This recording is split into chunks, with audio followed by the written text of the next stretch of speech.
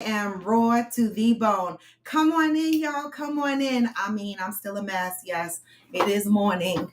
I don't expect to be perfect in the morning, but come the fuck on in. I'm gonna start y'all out with the positive vibes of the day because you know that's what I do. I say what? It's gonna be a what?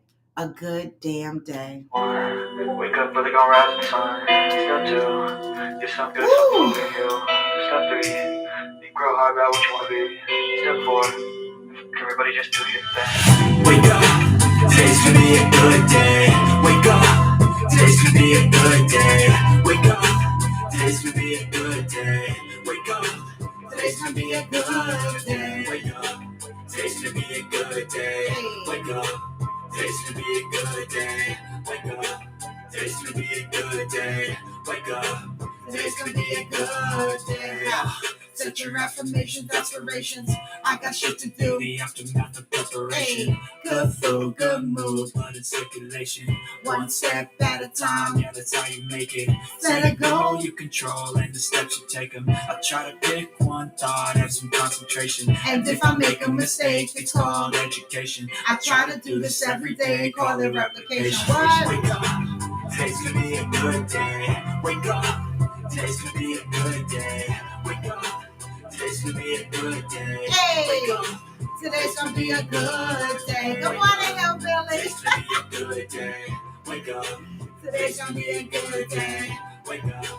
Today's gonna be a good day. Wake up. Today's gonna be a good day. Life ain't easy, y'all. I think there's a reason, though. Ups and downs, just like every different season. Hey, sometimes I'm high, other times I'm barely breathing, y'all. But you always gotta fight and hide from the demons, y'all. Negative thoughts and poison they ride. Head full of flies, so here come the clouds. They'll never stop unless I can swap all the bad for the good in my head when I'm lost. Yeah, so I'ma fake it till I make it. Positive vibes are overtaken. I got patience. One day at a time, that's how you operate a cadence. A flow, you grow, you show yourself a foundation. Stay away from all the shit because it's temptation. I know that I like to do it cause it's sensation. I live my life in my head like a narration. Don't expect greatness, do my best, man, I'll take it. Wake up, today's gonna be a good day. Wake up, today's gonna be a good day. Wake up, today's gonna be a good day. Wake up, today's gonna be a good day. Wake up, today's gonna be a good day. Hey. Wake up, today's gonna be a good day. Wake up, today's gonna be a good day. Wake up, today's gonna be a good day. Oh my God, y'all gonna be sick of me today.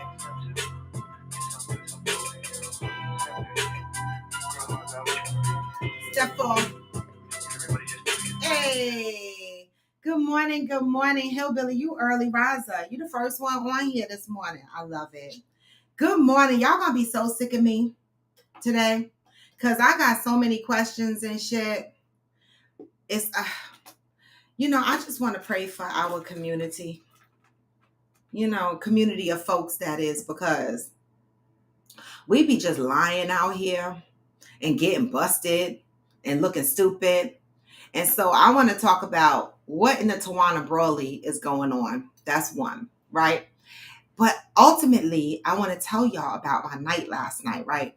And so I went into the city like I normally do. I love being into the city. It's like an energy in the city. Okay, Hillbilly, I get up at 6, even when I'm off. This morning I got up, right, and I was hurting. Normally I get up at 6. I throw my workout clothes. As you can see, I don't have workout clothes on today. But this morning I just could not get on my bike. My legs are so sore, right? I've been taking such aggressive classes, right? I even said, maybe I'll just get on and take a low impact class this morning, but my legs were so sore, I don't think I could even move the pedal. So I said, you know what? Listen to your body. Your body said, okay, Robin, we understand the level of commitment you have here, but you hurt. So sit the hell down. And so today I'm taking a break. So I think so. I mean, the day ain't over yet, right? And so who knows, I might hop on a bike before bed and do a quick low impact ride later on. But right now my legs are on fire. And so I need to rest them. Probably because I went into the city yesterday, and you know when you go into the city, you walk, right? You walk a lot. That's what happens in New York City.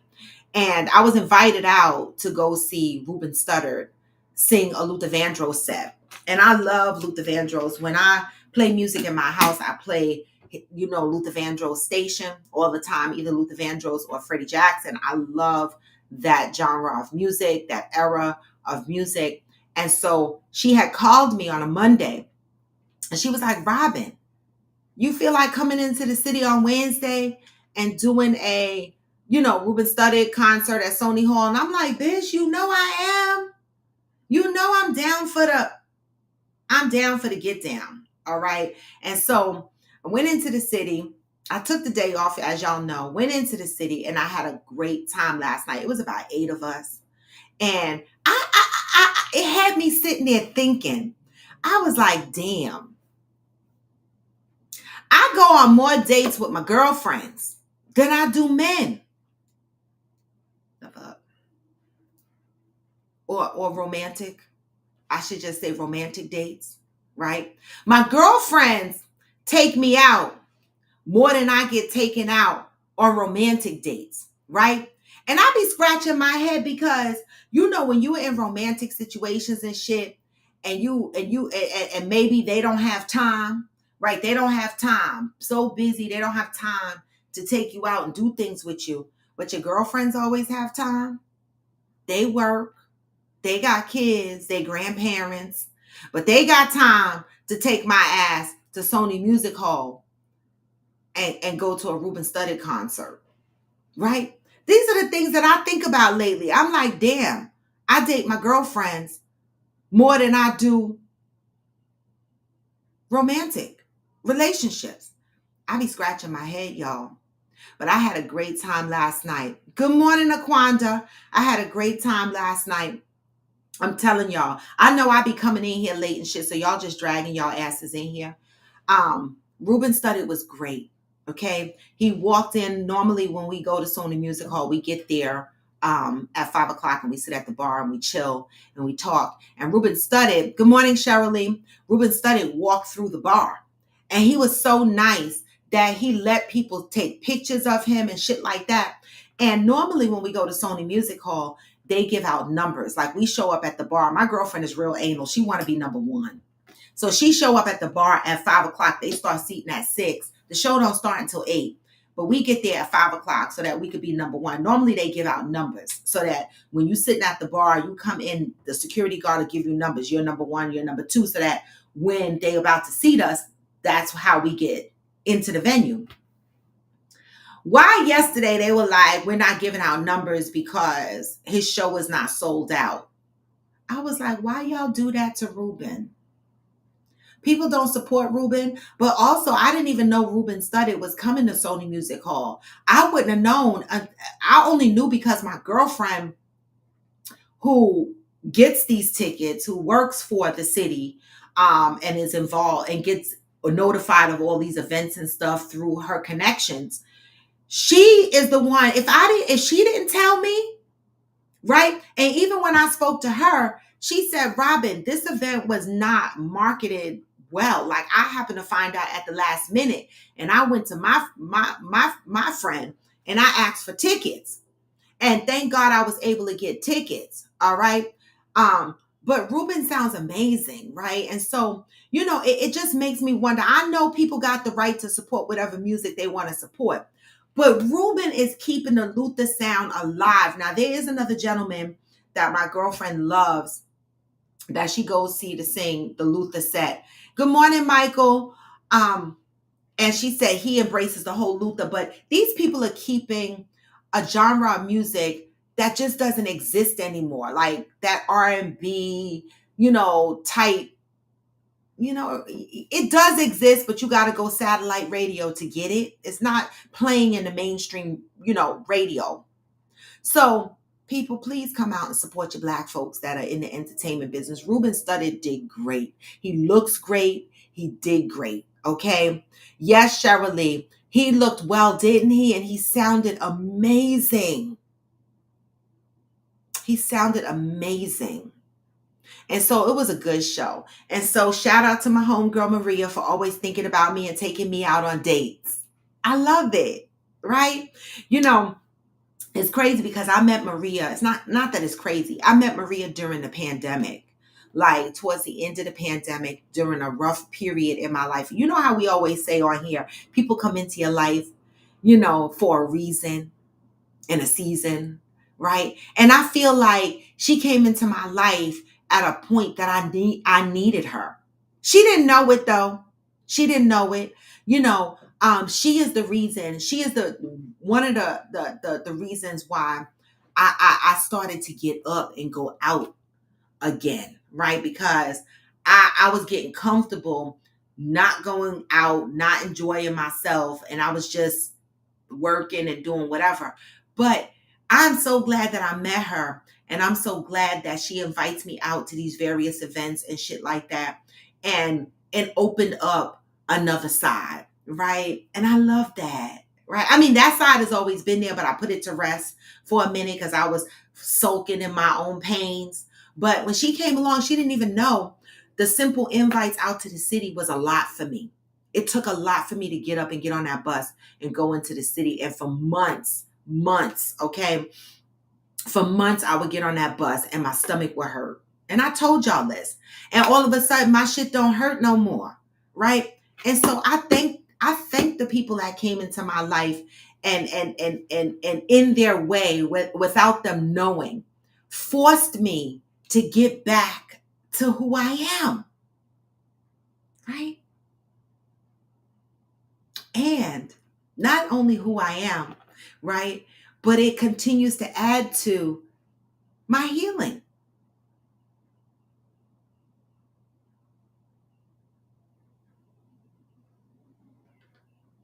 Wait a minute, hillbilly. I cannot fucks with you today.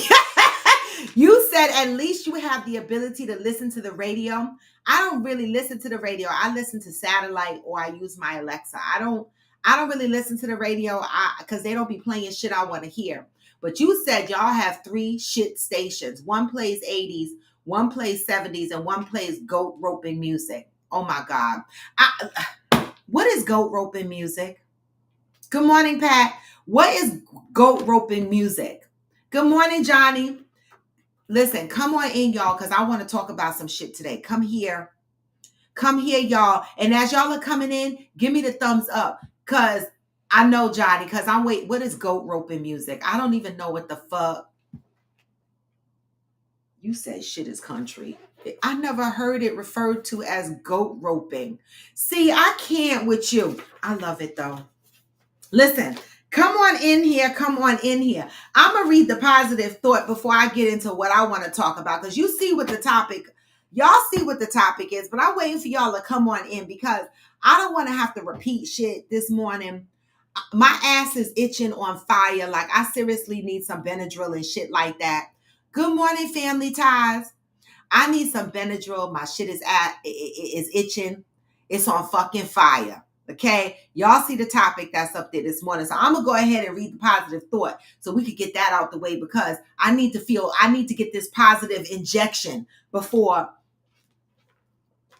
I get into the topic. All right. So today is July 20th. July is the month of understanding, and we always start out with our positive thought. Let me sip this coffee.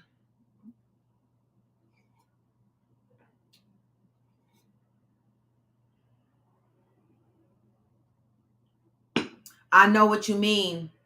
I know what you mean, Johnny Hell. I don't either. That's why I said it was a blessing, right? And I was real skeptical, but it was like I needed her.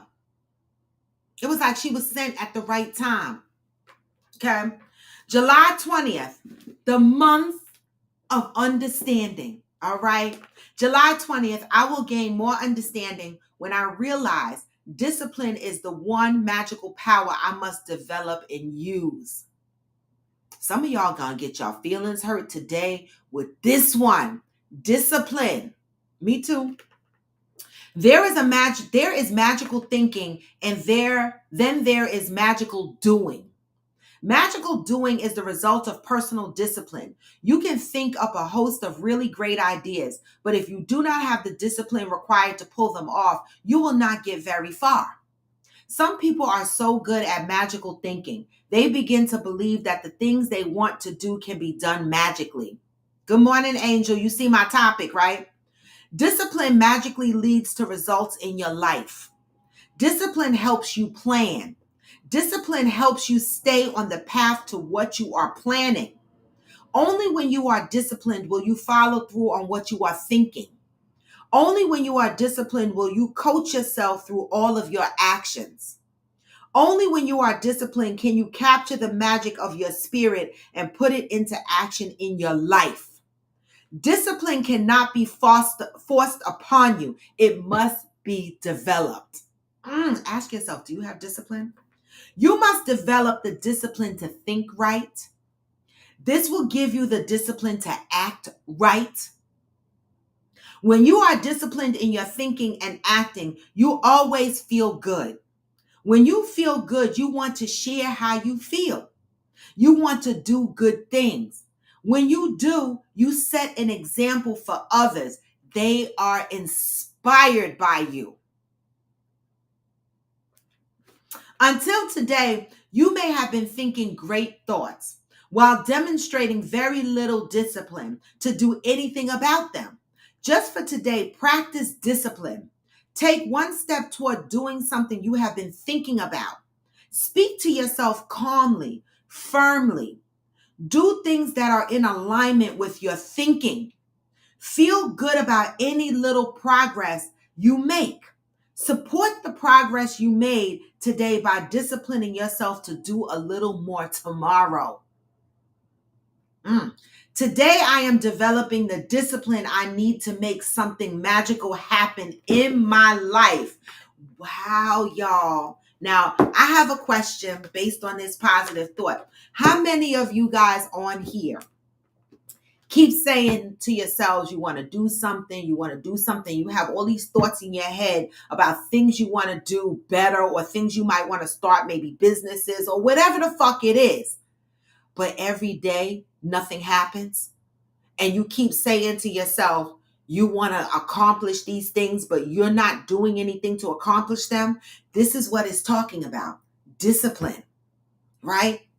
Disciplining yourself. We can think of a million things. We can say, oh my God, I want a big house on a corner lot. We can do a lot of that. But what are we doing to get to those things? Things that are important to us. We're like, oh, I want to do this or I want to do that. And then months later, we're still talking about the same shit. But what have we done to accomplish those goals? Right? Theo talks about it on her coaching website, on her coaching page on Facebook, setting your intentions, waking up and understanding your goals and working towards those goals. What do you do on a daily basis to add to the goals that you're trying to accomplish? Better job, lose weight, maybe you want to continue your education, whatever the fuck it is. Maybe you want to take dance lessons or paint or some shit like that. And every day you still yearn for those things, but you're doing nothing about getting them. You raised your hand, Cheryl. Good morning, I am Jacinta, right? I think we're all guilty of that to a point, right? So when you're struggling with being consistent with yourself, right, Pat? I said we all guilty of that because a lot of us be like, and we don't. We make excuses for why we didn't do it, right? Don't make excuses, right? Find the discipline to do the things that you want to do. That's a part of loving yourself. In my opinion, like for me, like I put off cleaning out my closet for months. I couldn't get in my closet. I was stepping over bags, stepping over shit. Everything was like, oh my God, I need a chair to put that shit back. Everything was down on the floor. It was a mess. And I was like, I'm so tired of waking up saying I'm a fucking right? And I got so tired of planning to go out and never having shit to wear, but my drawers can't close, my closet is busting out. Like I never have shit to wear, but I got clothes everywhere. I got tired of saying and I dedicated a day. I didn't give a fuck. I said, I'm going to get up and I'm going to work on this closet, but I'm going to do it slow. I'm going to spend 2 hours on this closet and I'm going to take a break. And then I'm going to spend some time on my dresser. And that's what I did. And let me tell you something. I felt great. After I was done, I had like 5 or 6 big black garbage bags lined up in my foyer. Then it turned into, I'm a, take it to Goodwill. And the bag sat there for a week. And in my foyer, I'm like, why the fuck are these bags still here? Like, literally, it's literally 5 minutes down the road from me. Like, why the fuck is my foyer filled with these black garbage bags? Right? I finally got in my car yesterday, went to Goodwill, took these 5 black garbage bags, and when I got back home, it was like a sigh of relief. I was like, oh my God, just that little task of taking these bags to Goodwill after I looked at these shits for about a week talking about it felt good, y'all. Hillbilly said, I don't have it in me to not do something. To get my floaty business, I have yelled at senators, DNR, and Army Corps of Engineers. Those are 3 agencies you don't mess with. I'm even in contact with media. Wow. You really serious. I know that the fuck right. Zen, come on in here because we're going to talk about lies of the kidnapper. Right, I am Jacinta. Wait, I got through one closet. I still got another closet to get through. That's a fucking mess, right? And I got another dresser drawer in this guest room that I'm in right now. There's a closet full of shit, and there's a whole dresser in here full of shit. I need to go through that. So I'm back at the ama. But we have to be disciplined to stick to the things that we say that we want to do. Discipline, isn't that what we tell our kids they need? Right? We tell our kids, you need to be disciplined. You need to be able to do this. We set routines for our kids, but some of us as adults can't even set the routines for ourselves and see them through. Because like Pat said, we get stuck at ama. I'm just saying. But good morning, y'all. Happy Thursday. Lies of the Kidnapper. Ah. Yes, Angel. I love that for you. Stay disciplined. Okay? All right. Today's topic is lies of a kidnapper. Baby, what in the Tawana Brawley is happening? You know, I try. Listen, I was on social media yesterday and I was like, wow. Okay. People are talking about they want their prayers back for Carly Russell. How you unpray after you prayed for her to return home safely and you find out she lied, right? And now motherfuckers are like, they want their prayers back. Like, I'm really scratching my head. Like, Angel,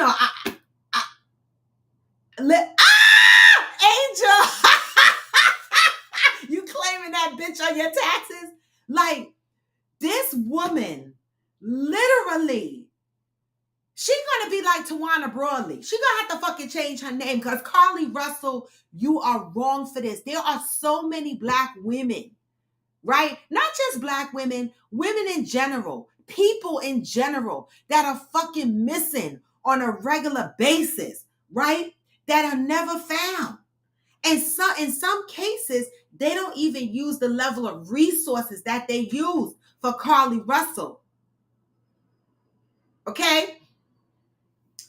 And to come to find out, thank you, Zen. Come the hell on, because lies of a kidnapper. Come to find out, this bitch, they done went her in her search. Now, Zen, you know from a security perspective, right? They go back in your logs in your computer, your email, and they could see shit, right? So they went back and they pulled her history. She searched the movie Taken. Okay. Who is Carly Russell, the black girl who was kidnapped because she saw the baby on the road, pulled over for the baby on the road and claimed some man snatched her up, and she been fighting for her life for hours and she escaped. You don't know that story? No. Oh my God, that's a big TM story. This black girl. I watch news. I don't watch the fucking news either, but I saw it all over social media, and it was such a big story because she claimed that there was a baby, a toddler, wandering along the highway, and she pulled over to help this toddler. And the security cameras that they had on the highway show her car pulling over on the highway. They didn't see no baby, but ultimately they found her cell phone, her Apple Watch, her pocketbook, her wig, her shoes, everything on the side of the road was there, right? Okay. And she was missing. Some hours later, she showed up at her parents' house, right? She claimed she fought for her life, got away, walked through the woods, and ended up at her parents' house, right? So I was side-eyeing the story from the beginning, but I be trying to give our black folks some grace because I be like, oh my God, I know if I say this bitch lying, people gonna jump on me and be like, Robin, so and so and so. I said, okay, we gonna watch this Tawana Brawley shit play the fuck out, right? Okay.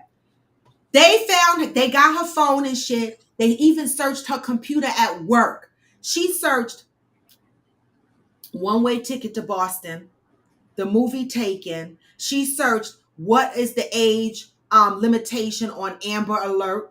She searched all kind of shit that was related to missing and kidnapping. Interesting. Like, what in the fuck? So she staged all this?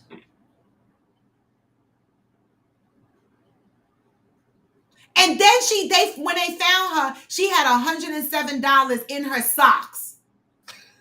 So Angel said her kidnappers gave her $107. I'm like, $107 in your socks? The fuck you have $107 in your socks? Oh my God. I mean, this is like, You y'all can't make this doing shit up. too much. Like your wig, your phone, your iWatch, everything on the side of the road. You literally went through the fuck all of that. Wait, the only thing I saw on social media involving a wig and a car was the cops coming to a woman's door. Yes. Saying they were called because they think somebody's in your trunk. Her body was in her trunk. And the wig was hanging out the back of the Yeah. She was like, oh my God, that's my wig. The fuck is wrong with these people? Angel said, I knew it was bullshit when they I knew it was bullshit when they said the car was left running and her wig was found on the road. They didn't tie, Cena said they didn't tie her wrist up because she didn't want to make marks on her. That's what she said. She said the kidnappers didn't tie her up because they didn't want to mark her skin. Whatever. Kidnappers don't give a fuck about marking your skin, boo. No, but Angel, to be fair, not all people wear a lace front unit. Just saying. Listen, Angel, Donnie said how to take money out of a register without getting caught. I'm fucking dead. Angel says she searched, does an Amber Alert cost money? She searched that too. How the fuck you searching these shits? Today's technology, y'all. It'll get you busted every time. And don't be dumb. Don't be stupid because, listen, I'm going to tell y'all something straight up. One, don't think your data's not out there. It's already out there. Do what you can to protect it best you can, but it's already out there. Just saying. And most of it is because people download apps and hit yes, allow, blah, blah, blah, and they don't know what their apps are given access to. Especially the elderly. You've given access to contacts, emails, a lot of time text messages, all sorts of stuff. Your shit's out there already. So don't think that you're all covert and shit. I know. And when people be like, I don't want to get an Alexa because the man is watching me. I'm like, you got a phone. Thank you. You got a whole fucking cell phone. But I mean, your computer, like your phone, tracks Everything. everything that you do, every click, Listen, every website, every application. It's all it's all their logs. logged. Yep. And think about it. When Apple, for those that got Apple, you know how Apple the thing pops up. You had an error. Do you want us to track it to send a report? They be fucking on your shit. They know they have programs that are running on your computer that track like error logs or health checks or whatever it is, and it reports some fucking weird. Johnny. No, see, fuck that. Johnny, I fucking can't stand I'm you. not. I'm Zen choke. Oh my God, you killing Oh, baby. I'm oh gonna pray my for our people god, because the fuck, see, we can't take shit Johnny. serious. We can't take shit serious. They done fucking I fucking love him. they left her wig, but let her keep her eyelashes. Oh And then man. did you hear how she stopped at Target for snacks? So they were like, oh, so her kidnapper fed her Cheetos and shit. Like, what the fuck is going on? Yeah, go ahead in there, get some cheese balls. Right. Oh, here's the other story. She said when they interviewed her, she said she was put in an 18-wheeler in the back. And the woman, she heard a woman's voice and she heard the baby's voice, but she couldn't see them. Did y'all watch the movie Taken? I'm like, this I mean, I bitch, have years ago though. they have taken two, taken, I don't know, did they go to three? But this bitch literally took scenes from Taken and then said her kidnapper had red hair with a bald spot on the back of his head. Ronald McDonald Trump, who the fuck kidnapped you? Who the fuck kidnapped you? Oh man. So now, what do y'all say to the community when there's really motherfuckers missing in real life? Like these are the kind of shits that be making people side eye. No, for real. Like there's consequences to shit like this. No, for real. We laugh at the shit, Mm-hmm. but seriously, there's a lot of motherfuckers missing. Mm-hmm. Then you never found your sister, Nope. right? And when motherfuckers like this do shit like this, it make it hard because now when people get missing, people gonna be like, they really missing? They really missing? Did I tell you what that we found out some stuff about that? No, I About my don't know if sister? you ever told me what that you found out additional stuff. So we'll it's a little graphic, so I don't want to. But did they find her?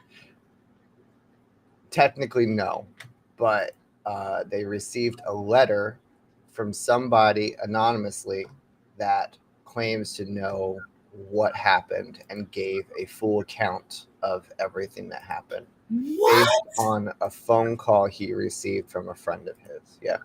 You didn't tell me that. Yeah. We just found out last summer, but it took me a minute to process that. I mean, there Tell was everybody on here how long she been missing because they don't know. 43 years. So my sister Karen was 16 years old, and she just disappeared. She just one day she just didn't come home. So people thought she ran away or whatever. I was 5, so I was pretty young. But she, was just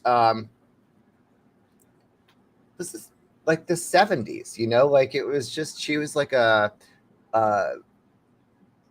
kind of like a rebellious spirit, but she was still good. Like she was super smart, and she just was like to hang out. She liked to get high. She loved to smoke pot. She was like a wildflower, like Yeah, exactly. She was just like a flower child. yeah, She was flower just like just wanted to hang out and and have it's the fun, have a 70s, good time. And Woodstockish yeah, around and the she was time. like, and you if you saw her, she would have looked like she kind of looked like do you remember the Partridge Family? Mhm. Do you remember Lori? She had the Mhm. part in the middle with the long Yeah. dark hair. Mhm. That's what she looked just like her actually. She like same kind Look of at eyes. that. You know? But yeah, so she never came home. My mom never believed that, she was um that she ran away, right? And then we started hearing rumors. Like growing up, I always heard rumors that there was a not too far from us. There is a what people call like a lake or a pond or whatever, but it's actually a cesspool. It's like the runoff from like a treatment plant. And that she was down there with two guys. They were partying and they were each tugging like on an arm of who was going to like have sex with her first. And then she fell, she hit her head.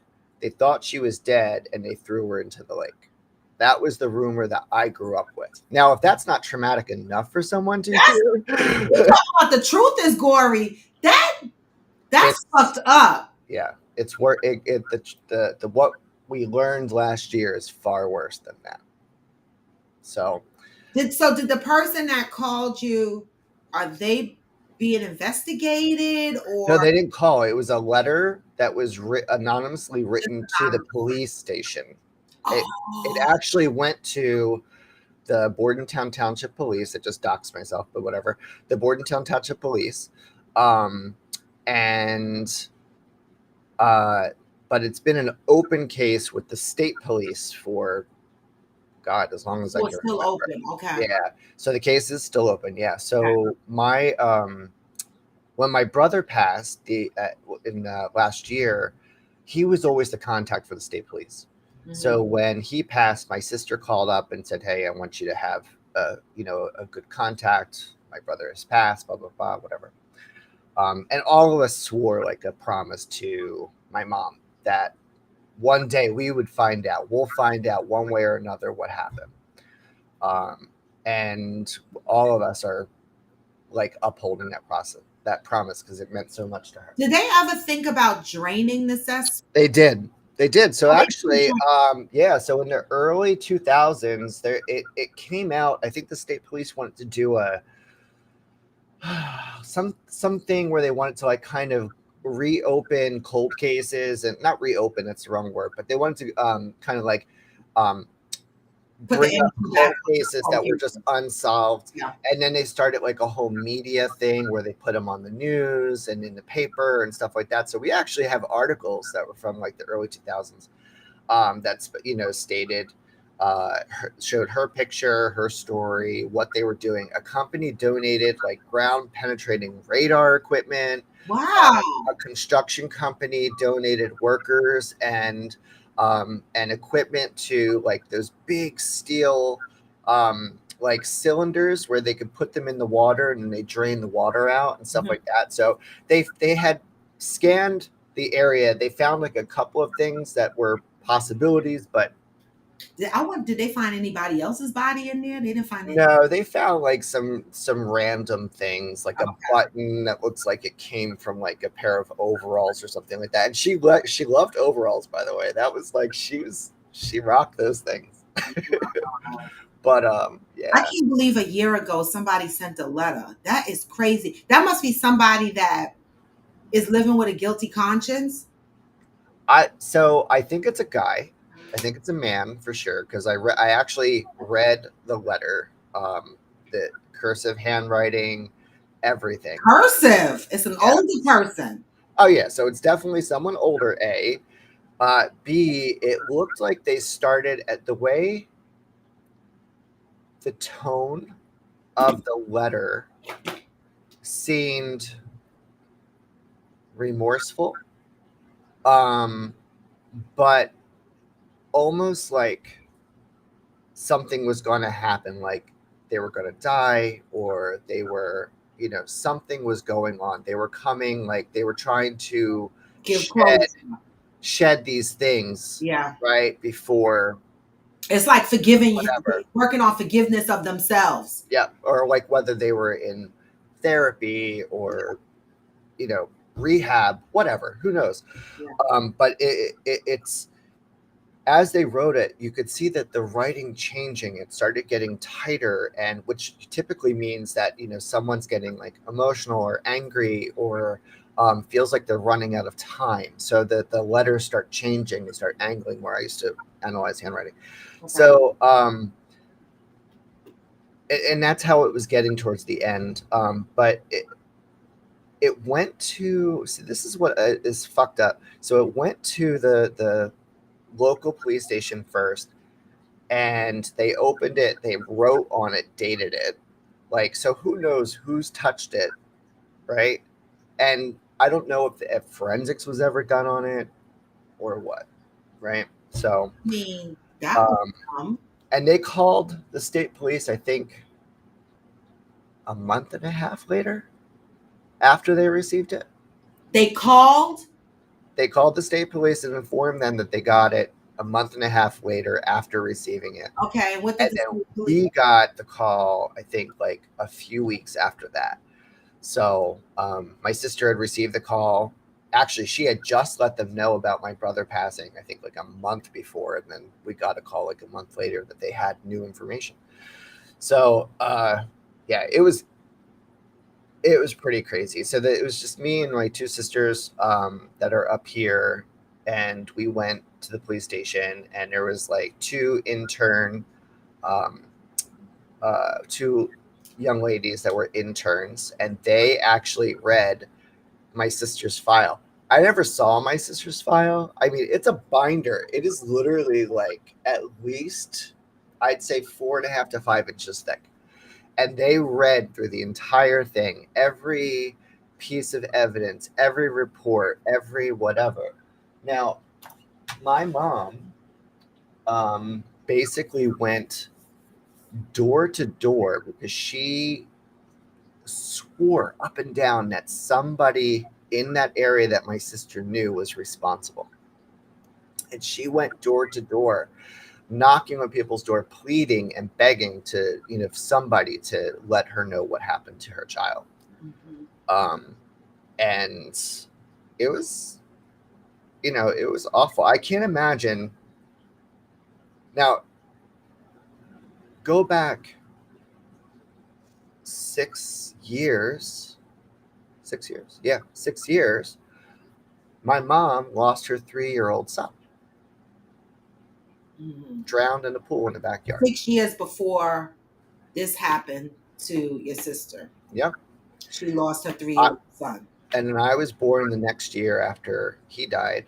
And then my sister disappeared 5 years after I was born, right? So I was 5. Um, yeah. So this is now she's losing a second child, right? That she is just does not know anything, right? Like, I think that's even worse than losing a child to death. Johnny Hills just said, not Is Yeah, exactly. Yep. Um, that just that wonder, because it never leaves you. There's no closure. That's why closure is so important, by the way. It really tells your brain to no. close it, put it away, and that's it. Yeah. Reflect on it occasionally if you need to, but there's it's like a wound that never heals. And so growing up was rough with that, because it was kind of like a shadow over the family, especially for me. Now, I'm the youngest. My next sister up was 6 years older than me. Mhm. So, she was out and about. She was very involved in soccer and sports and stuff like that. And she wasn't home a lot. So I was home a lot, right? But my parents worked a lot. My mom, she became an alcoholic at one point and stuff. And so it was rough. But, is what it is. Yeah. Yeah. Um, but it was just, And so this is a real case. And so yeah, this is what annoys me when people like this girl, right? And Tawana Brawleys or whatever come out with these massive stories about being kidnapped, right? Because there are true kidnappings that's happening out there, people that don't know what happened to their family members. There is human sex trafficking going on, all kinds of shit that's going on out there. yeah, And it really annoys me when people come up with these schemes. Like, people, if you are so unhappy, I don't know, don't do that. The fuck is that? Like, lie about a whole kidnapping when there's real stories out here of people that never found Right. family members and shit like that, right? And it makes me nervous because, you know, it's always a cry out when we talk about there's a lot of black women missing and nobody cares, right? And the black community is the ones, screaming, black, nobody cares about our black. Well, motherfucker, I get it. Like, we do have a lot of black women missing, but black folks, we need to stop doing this shit. Yeah. We need to stop lying about being fucking kidnapped. Okay? Because it almost makes light of it in a way, or it takes away the The sincerity. severity and the severity of it, because Yeah. you got police, it's all, there's already, you know, racial undertones in our political environment, right? And so when a black person, especially in my opinion, gets caught up in a lie like this, right? In that same neighborhood where these people live, if another black girl come up missing, the police authorities might be like, okay, what the fuck? Is this for real? You know how when you go, like, one time my son, because my son was a pain in the ass growing up, and I went to the police station to report him missing. And they were like, no, he got to be missing for what? What is it, 48 hours or some shit like that before Yeah. you can report them, right? And people get mad. They be like, no, my son is missing. He been gone 24 hours. Y'all motherfuckers need to go look for him. Why y'all think the police station say 48 hours, right? Because sometimes they be like, nah, that motherfucker ran away. Nah, they done spent the night at their friend's house. Nah, you're not going to stress me the fuck out. You know what I mean? Yeah. And But we be mad that they don't look for them right away. But then we turn around in cases like this where they throw all these resources, spend millions and millions of dollars to uncover a lie. yeah. We got And, and to be fair, that's why they put these things in place, right? That's why they have to, because some, and maybe right or not, but some women, like, they know their kids, and if they're missing for 5 minutes, are concerned, right? Or some exactly. people, like, they just want to, oh my god, my son's missing for an hour and he's next door at the neighbor's house. You know what I'm saying? It's just like, okay, they got to draw a line somewhere. But I know what you're saying. It's like, when it is serious, they still have to follow Right, it. but I'm agreeing with you. This is why they put that shit in place. Oh, okay, Because, sorry. no, I'm agreeing with you. I'm saying we as parents want them to start looking right away, right? But they put these shits in place because they know that a lot of times these kids are just fucking around. And so they're like 48 hours, that motherfucker don't show up after that, then file a missing report. And people don't understand, they get frustrated, but this is why it's in place like that. Because kids do shit. They do. Oh, Jacinta, was that the woman? Is that the blonde woman? I The didn't hear about. southern. I think she's from Florida or something, but she's got a big southern accent. Was it her son? Because that was awful. I This didn't woman, know that story. What happened there? she's a huge content creator on TikTok. She's got Right, Johnny. she Hmm. is yeah. Hmm. I've been that lost child in a store, but I Yeah. had sense enough to go to um, the counter. They called my parents over the intercom. Okay. um, but yeah, this woman, I felt so, oh god, so bad for her. So her son, I don't know. I think he was murdered. I don't know the details, but so she lost her late teenage, early 20s son. Okay, it was him. I think he was 19 or 20 or something like that, but I think he was shot or whatever. But there was a whole thing around it. Hmm. And these fucking assholes on TikTok, like, gave her shit and grief and didn't believe her. And I mean, this woman literally grieved and practically bled um, on not like on TikTok and cataloged and basically taped, archived the whole thing, right? Like, everything she went through, everything she was going through was there. And unfortunately, it's very, very sad. But yeah, I know she's a big advocate now for people that are So missing. she actually led the Carolee Russell investigation on TikTok. I know she pissed. Now, see, this is what I'm saying. In real life, this TikTok content creator really had a real life experience.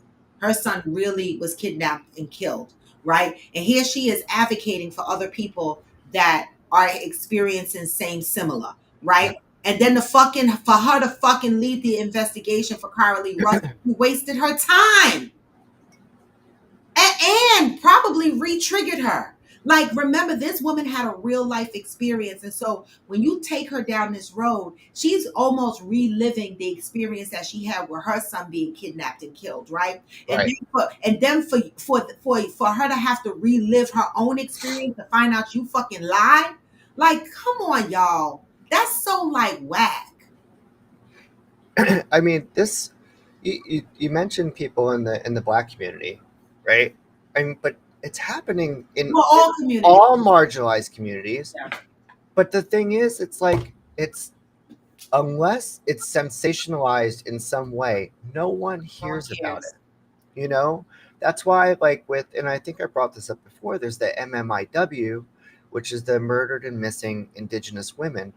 Um, Mhm. that Big is deal. a huge movement. It's in all of North America, meaning U.S. and Canada, Mhm. where you have people that are part of drill crews that are taking Indigenous women because they fetishize the whole Pocahontas thing or whatever. They rape and murder these people, Mhm. and then no one's ever found, right? So, like, there's like no trace.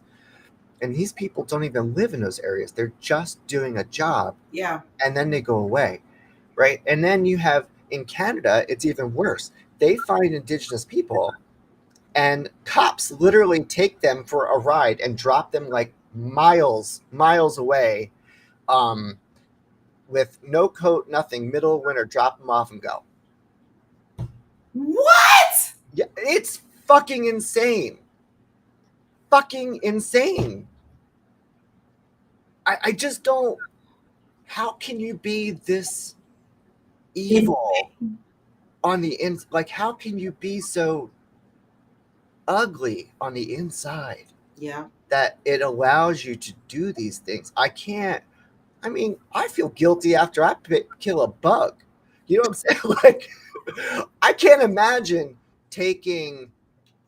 Uh, my dog ate a fucking chipmunk, and I cried because it killed a chipmunk and ate it. Fuck. Like, Punk. They don't be bothering nobody. I can't imagine doing that to someone, and I can't. I've seen the aftermath of what it happens to someone Mhm. and what that leaves behind. And it doesn't stop with the mother or the father. That shit, it leaches out into the whole family.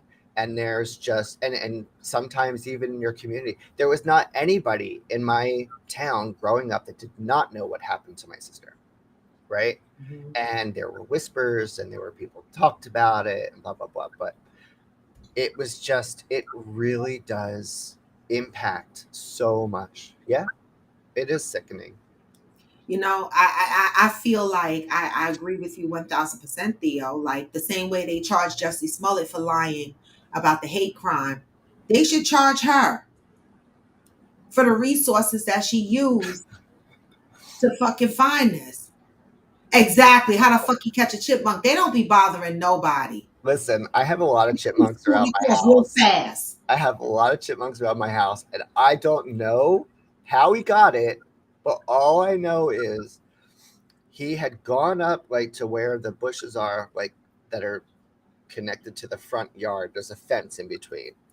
And all of a sudden, he turns around and I see him with this chipmunk in his mouth. And this is Brody, the puppy. Oh my. And I'm like, oh my God, Brody, come here, come here, come here. And now he starts running. And I'm chasing him and I'm like screaming at him to drop. And the more I chase him, I see him like crunching and it's going smaller and smaller. No, like no, Yeah. for real, no. And I'm like, oh my God, Is he gonna die? It's almost like he was like, yeah, this motherfucker chasing me. Let me eat this shit real quick. Gang, gang, gang. Oh, What the geez. hell? Oh Mhm. my God. Well, so back to Theo's comment. Yes, Theo, I think that she should be charged. I don't think that this should be taken lightly. I think that her ass need to be brought up on some criminal charges. Yep. Okay, this is a big fucking deal to me. There is a case here in DC a few years ago. A little girl named Relisha Rudd, who was with her family in a shelter, and the janitor took her, and then he ends up dead, and she was never found. Oh, I heard about that. I did hear about Wait, what? that. Yeah. So wait, he kidnapped her, and somebody killed him? Thank you, Theo. I'm dead. The chipmunk invaded Brody's territory, so he decided that he had to go. I know that's right. He probably sick of them shits. He probably said there's too many of these motherfuckers out here. I don't understand what happened with this Relisha Rudd. I never heard that shit. So the janitor died and they never found the girl. So it must have been more than one person involved in that kidnapping. Oh, but what about that guy, that 19-year-old that went missing? No, 17-year-old that went missing in Texas, and he was just found like 8 years later, Yeah, yeah, and it was wandering the by the mother. It was the yeah. mother the whole time. Yeah, his mother kidnapped him. Well, not kidnapped him, but she had him tied up and she was sexually doing stuff to him.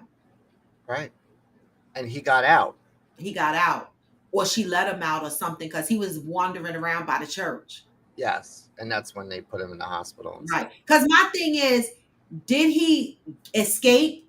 Because if he escaped, wouldn't he have run to the police station? Or did he escape and go to the church for help? I mean, I got questions. Yeah, But what kind of fucking mother is sleeping while her son got him tied up in the basement? But girl in the basement, I can't. These shits are just, it's just terrible. Hi, mother. Hi, mother. I'm just gonna call her mother because Yeah, everybody calls her mother. yes. Yeah. So I'm like, I don't know, y'all. Like, it's real scary times out here, and this is why people used to think I was crazy, but they don't think so anymore. When I date, I don't like motherfuckers to know where I live. I'll be like, I'll meet you there. That's smart. That's I've smart. always done that. And they'll be like, no, I want to pick you up. No, because motherfucker, if I don't like you, I don't want you stalking me. Right. Exactly. You know, Exactly. Well, that's why it was that's like creepy. what Ghost said the other day, right? Like, he never brought women Yeah. home. He goes to their house or whatever. But Right.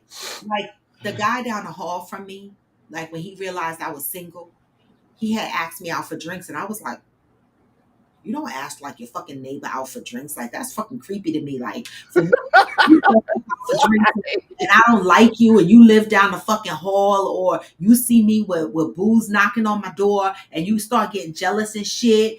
Nah, that's too close. I was like, I act like I ain't even hear that shit. He was like, oh, maybe we go out for drinks. I kept the fuck walking. I was like, I ain't here. I got deaf. I got deaf real quick, and every time I see him, he be like, "Oh, it's always so nice to see you. Always so nice to see you." I just keep. Well, I be like, "Thank you," and keep walking. No, leave me alone. I don't want nothing in my building. I don't give a fuck what it look like. I don't want it. oh my God, That's too close. that's crazy. It is close. Yeah. No, I it's mean, too close. that's a mature thing to do, I would think, because you're Yeah, actually thinking ahead. Like, okay, if something goes wrong or whatever, but right. And with my track record, I be like, "No, it's probably gonna get fucked up." So no, nah, you too close. I need you to live like your over there. track record's not terrible. It's not. I don't know, Zen. I be picking the wrong motherfuckers. I be But picking, yeah, but think about it. Every time you discover things that you don't want, yeah, and that's not a bad thing. it's true. It's like, as you get better with age, you're just refining your criteria. Yeah, and you know what it is? I just find that older doesn't mean smarter. No, It mean wiser. It doesn't mean no. get shit together. These older motherfuckers out here, I've realized that a lot of motherfuckers, for real, I'm not trying to be funny, is that they don't know how to have effective communication. They don't know how to have clear communication. right? They don't know how to have difficult conversations without thinking it's an argument. Yeah, That's a problem for me. it But is. it's like, as soon as you talk about something serious, they think you're arguing. And I'm like, you got to Or be able they to talk, think you're mad. or they think you're mad, but you got to Yeah, be able to talk about the difficult things. absolutely. And people just want to laugh and drink and smoke and shit now. I'm like, what the fuck? Like, don't y'all talk about anything below the puddle level? Right. Like, I need people to have effective communication. And that's one of the things that I'm learning. And you know what? I'm gonna give people grace, because I also find that because of people's trauma and their inability to step into the healing parts of themselves, right, that they're still operating from that traumatic place. Right. And so people don't want to have difficult conversations, in my opinion, because it might remind them of some of the shit that they got going on, so they just like to stay surfacey, playful, joy. And I'm like, no. Right.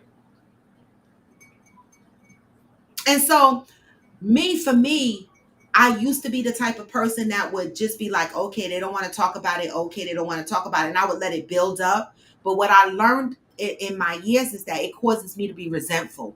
It Mhm. causes me to be triggered again and go back to that childhood feeling of nobody cares about my feelings. And so to be able to get away from that trigger, right, and going back to that place of nobody cares about my feelings, if I express my feelings to you, and you don't fucking respond, or you're not talking about my feelings and you're not responding to my feelings, I can't. I can't, because Yeah. I need to have that level of communication. Yeah. Agree. Agree. You And know, I had to learn how to, like with Eric, I had to learn how to talk to him. And we've had this conversation before. I just, it does take a lot. He's not a great communicator when it comes to need to feelings have, or anything that's negative or could be perceived as negative. yeah, Um, if I'm not, screaming my head off at him, right? Like if I just want to have a serious conversation, he thinks that I'm going to end up screaming. And um, it doesn't work. You can't communicate when somebody's constantly on the defense and thinking that it's going to get worse, right? So, I, I mean, when it comes to how someone has made me feel as a result of something they did, I don't want to say, and I'm very careful to say it, to phrase it the way I did, because I don't want people to say, this is how you made me feel, because people don't have control over my feelings. But what exactly. they do have is I don't say that I'm anymore. feeling a certain way because it's a result of what this happened, right? And being very clear, hey, listen, this when this happened and you did this and I did this or whatever, I ended up feeling this way.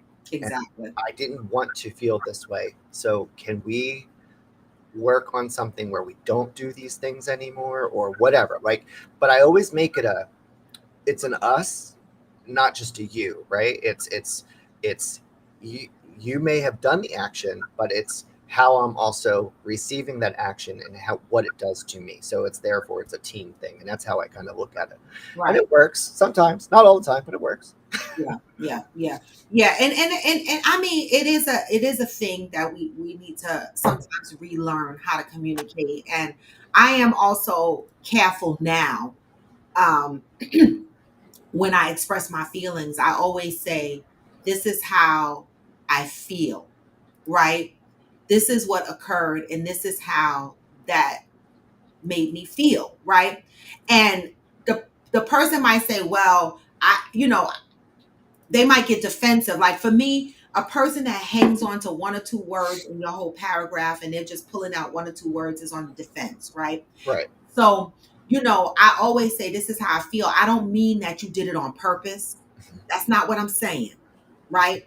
I'm just saying that when you do this particular thing, it makes me feel this way, Mhm. right? And if that's not addressed, like if the person keeps going, well, what did I do? Or how did I do it? Or like when they start picking like shit like that instead of trying to focus on the overall feelings, Right. right? it's hard to talk to somebody like that because you're like, oh my God, why are you picking on words? Like, read the whole shit. Yeah.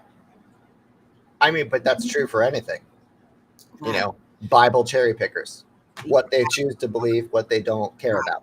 Right. And so for me, when a person does that, it kind of takes the conversation different places because you start answering their questions based on these one or two. And you're like, wait a minute, you're Yeah. diverting the whole thing because you're hanging on my word, one or two words, Mhm. you know?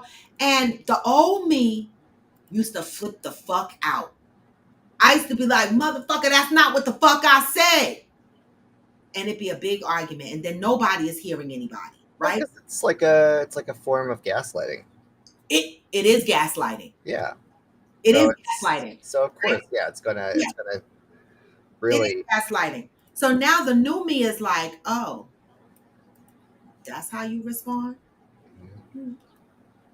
And I remove myself because I feel like I don't have the energy. I Right. fucking don't. And I know that about myself now. Like, I'm not, at this point, I can't teach you how to have effective communication, Hmm. right? I'm going to try to have a conversation with you. I'm going to try multiple times. But if you still fucking around, I'm be like, I ain't got the energy, right? And I feel like I say this to myself more and more. I want to be just as important to people as they are to me. Right. You know what I'm saying? Like when I lose people that I care about, I fight for them. Yeah. You know what I'm saying? I listen to how they feel. It matters to me, Exactly. Right. right? So when I don't get the same thing in return, I'll be like, oh no, fuck this. Mm. Right. Because where are you at that point? Right. Then you start questioning all sorts of things. Yeah. And I'm an overthinker. And so this is where when you're in your healing season, you learn things about yourself and you try to control the dynamics of those things. And Hmm. me being an overthinker, I know that. So instead of me engaging in a space like that, which is going to drive me completely fucking crazy, I know it.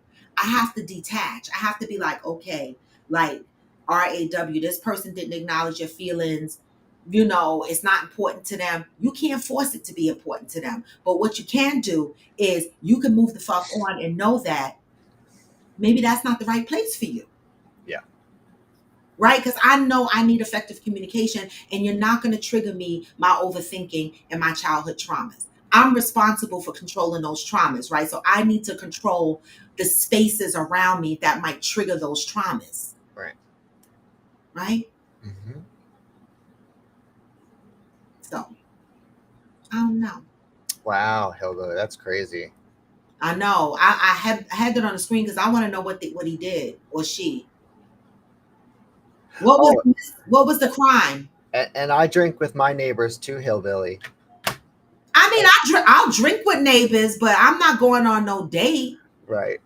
Oh, and also it's funny because we call them the hickabillies. What the Oh, they actually call themselves hickabillies. Oh, because I'm like, wait a minute. Yeah. What's Yeah. a hickabilly? It's like a hick, a redneck, a hillbilly, you know, all kind of rolled up at one. It's a Is that like hickabilly. a good thing? Because rednecks, I didn't think was such a good term. I thought rednecks was derogatory. They're farmers. They don't care. Oh, they don't care. They don't give a shit. No. They don't get hung up on that stuff. All right, but redneck is derogatory, is it? Is it I, not? Like, do people get offended I when? guess, yeah.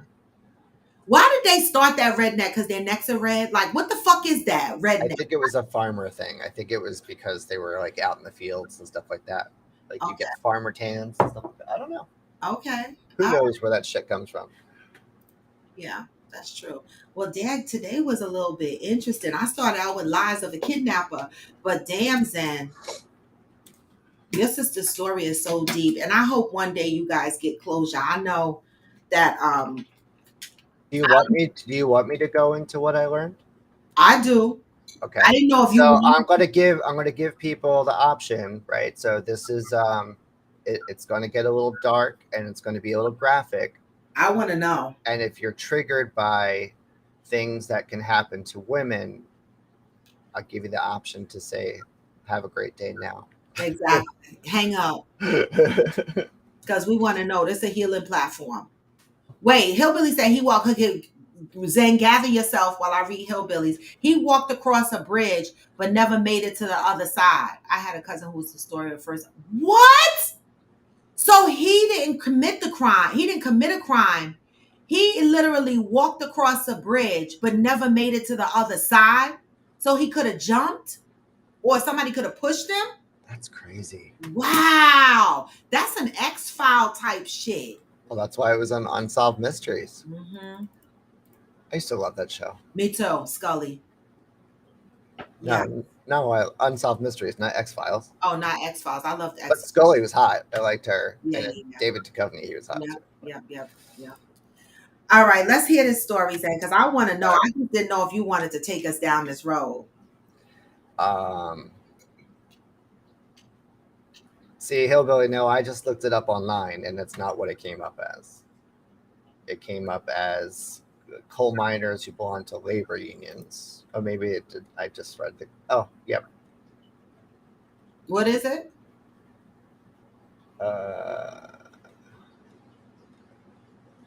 Okay, so dates back to the 1800s, different parts of the country at different times. Its meaning has shifted over nearly 200 years.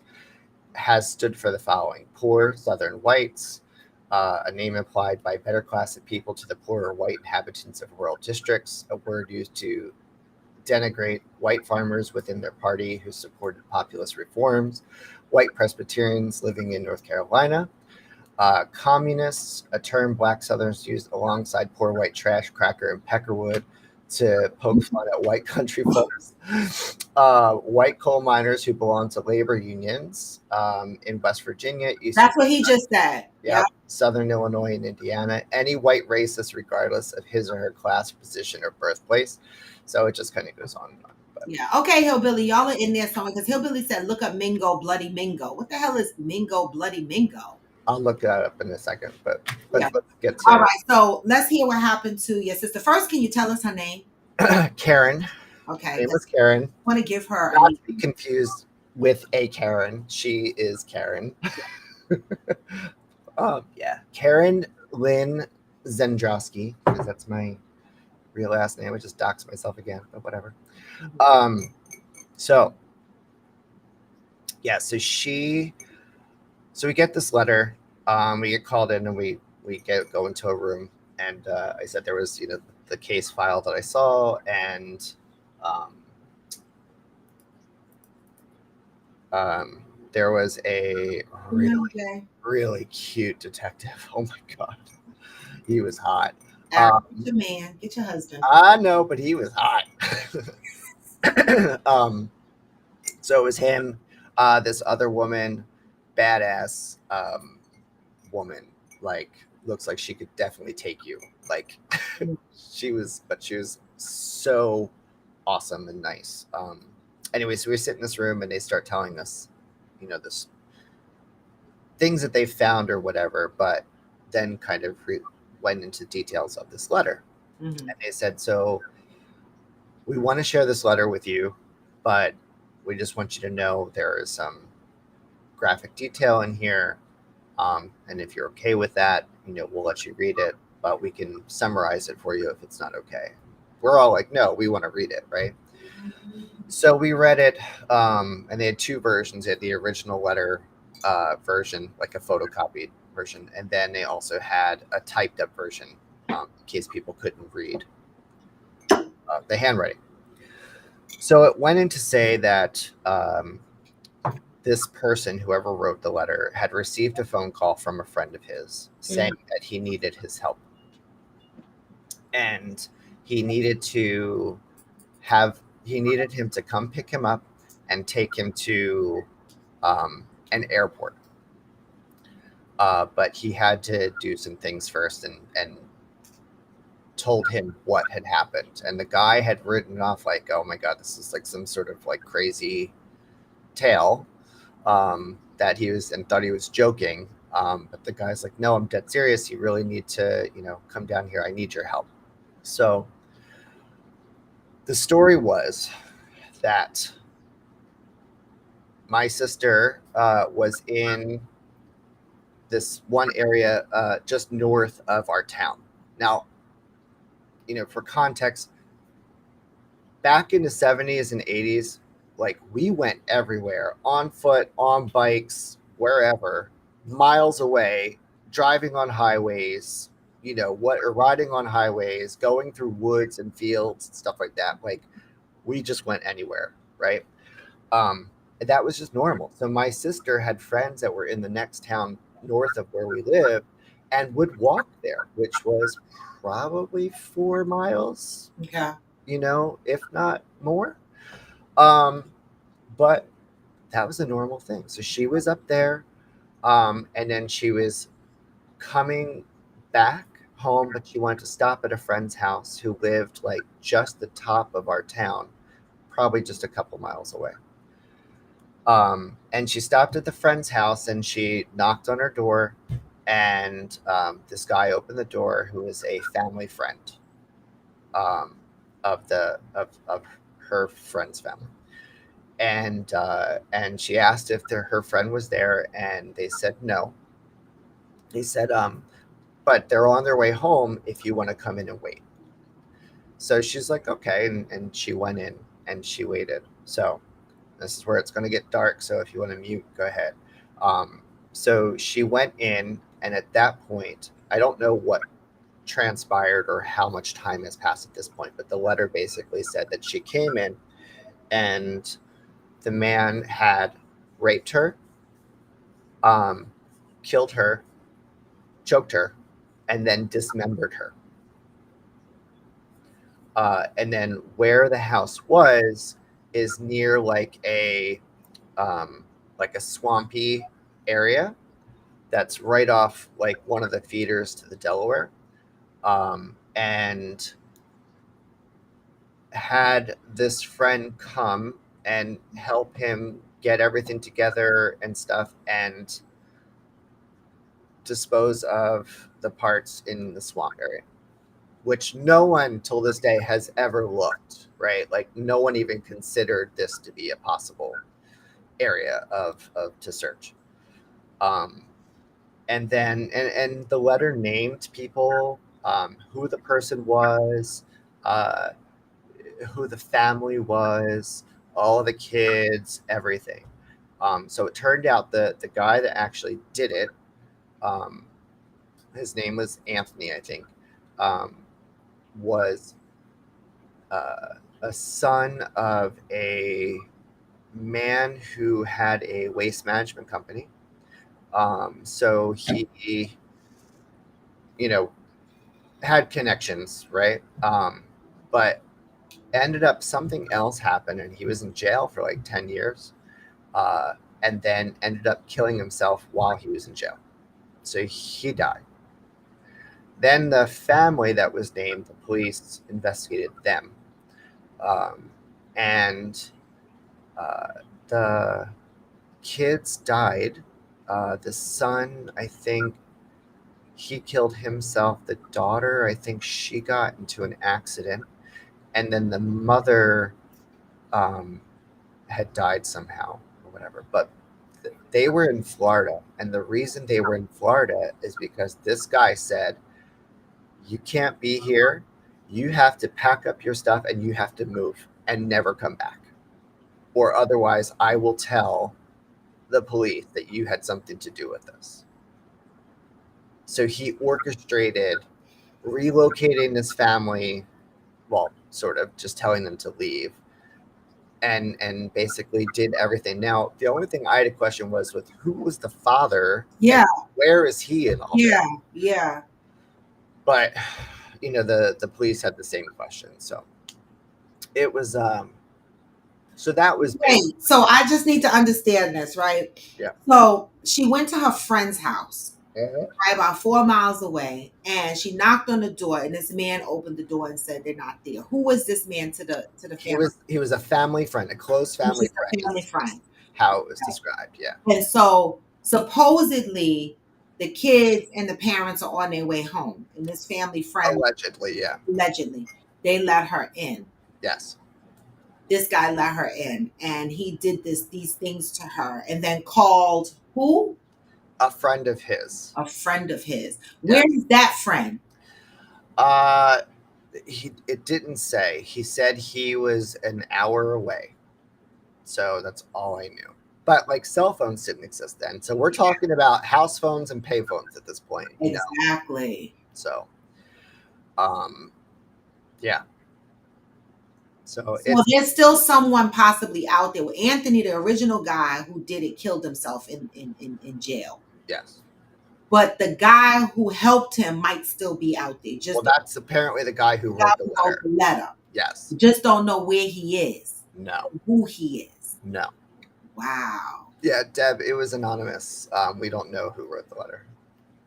So And all the other family members are dead. The mom is dead. everybody. Sister killed herself. The kids died. That family sound like some shit was going on.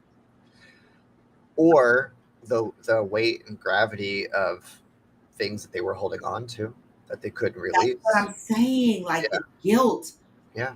must have could have possibly weighed on the whole fucking family. Yeah. Yeah. Now You again, I was know 5. these people? They No, my sisters knew of them, but they didn't know them. okay. Um, and uh, and we've heard their names like over the years, but no one ever linked that together. Um, like why they moved or what have you. Look at And Peanut on YouTube. I love it. what happened? Lanicia is Peanut. She's Oh, for real? on YouTube. And I guess Nice. I've said, hey, Peanut. Yes. With Um, your YouTube ID. I love it. so we were talking earlier how this type of stuff affects, Yeah. How does the you lives know, of the kidnapper how it affect the impacts cases? everything, right? So growing up, I explained, what happened as a result of that. But what I didn't expect, and this is what happened last year, is um, after we had found out about this, and it's probably like, it took me a good 2 weeks to like kind of process everything. Mm-hmm. And then I just broke down. Yeah. And I just thought about the sheer terror and pain that she was in her last moments. My God. And I couldn't imagine. And it just really, that was nuts. It was nuts. So when things happen to people, be compassionate and be empathetic to their situation, Yeah. because people go through shit, I know. and don't poke holes in it, and don't, now there, anything that's done in the dark is going to come to light, right? Like that's what we always hear. So when you have people that fake this stuff, like that story, and whatever, that's eventually going to come to light. But um you know survivors of rape or incest or whatever, um or potential uh you know people that were gone after to be murdered and survived, right? Like they've lived multiple lives. Mm. I agree, Deb. Like, how does the whole family come home and not see? Like, that's a lot of shit that happened in that house. There is no way if people are on their way home, right, that they're not going to see what happened. Oh, no, they came home, but he said that to get her to come in. No, I know. Deb is saying when the family finally got home, Oh yeah, no, they saw it. they had to see it. They knew. Yeah, You they can't. they had to see. They knew everything. That's why they left. Yeah. Because they were basically involved in it. So that's, yeah, they Now, when absolutely we knew. say involved in it, when did their involvement come in? We'll never know that answer. Well, yeah, I mean, I'm assuming based But on what once the you, letter said after the fact, after everything was said and done, I'm sure there was. aftermath or evidence, right, of You what had had to occurred. see it. Like you said, Yeah. he dismembered her, right? That has to take hours. That has to take time to do some shit like that. Clean up the house. I can't even imagine though. Like what?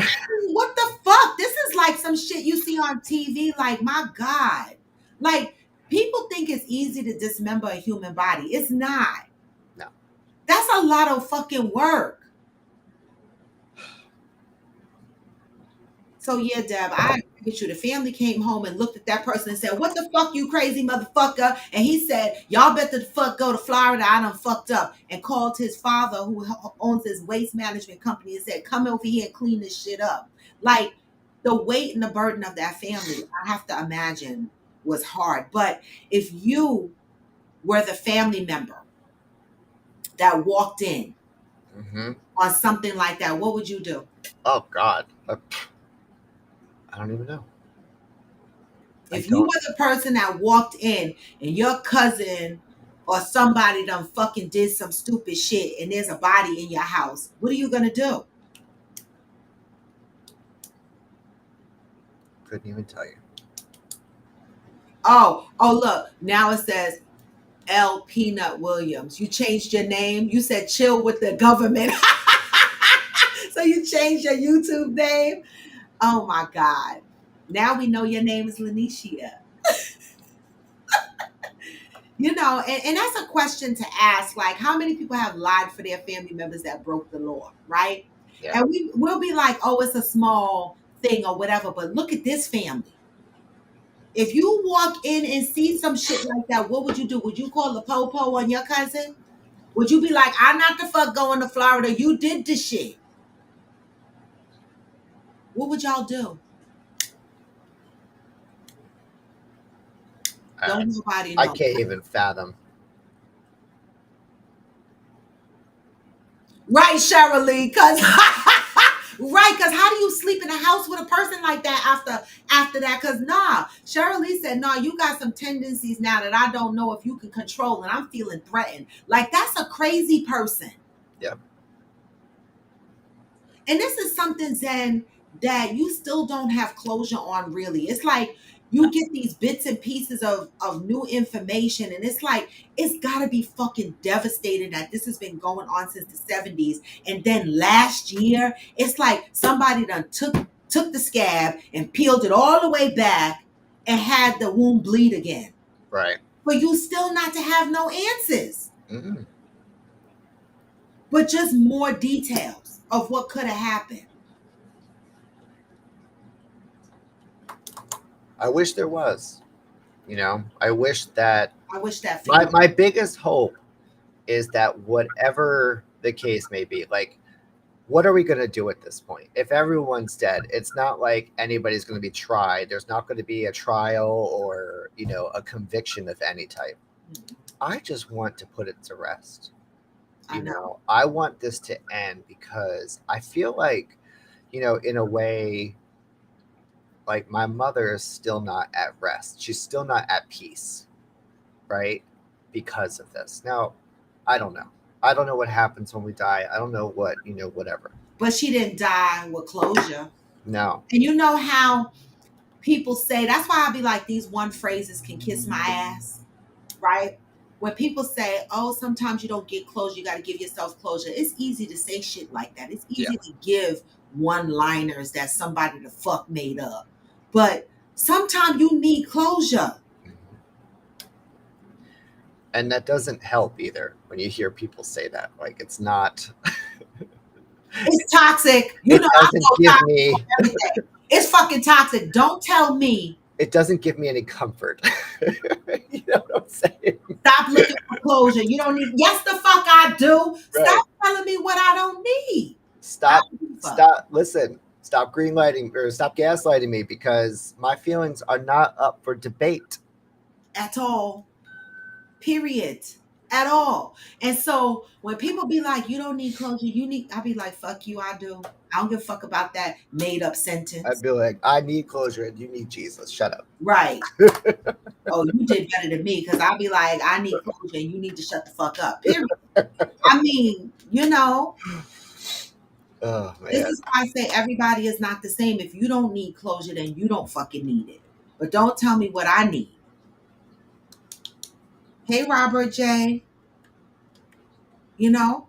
Hmm. And so lives of a kidnapper affects so much.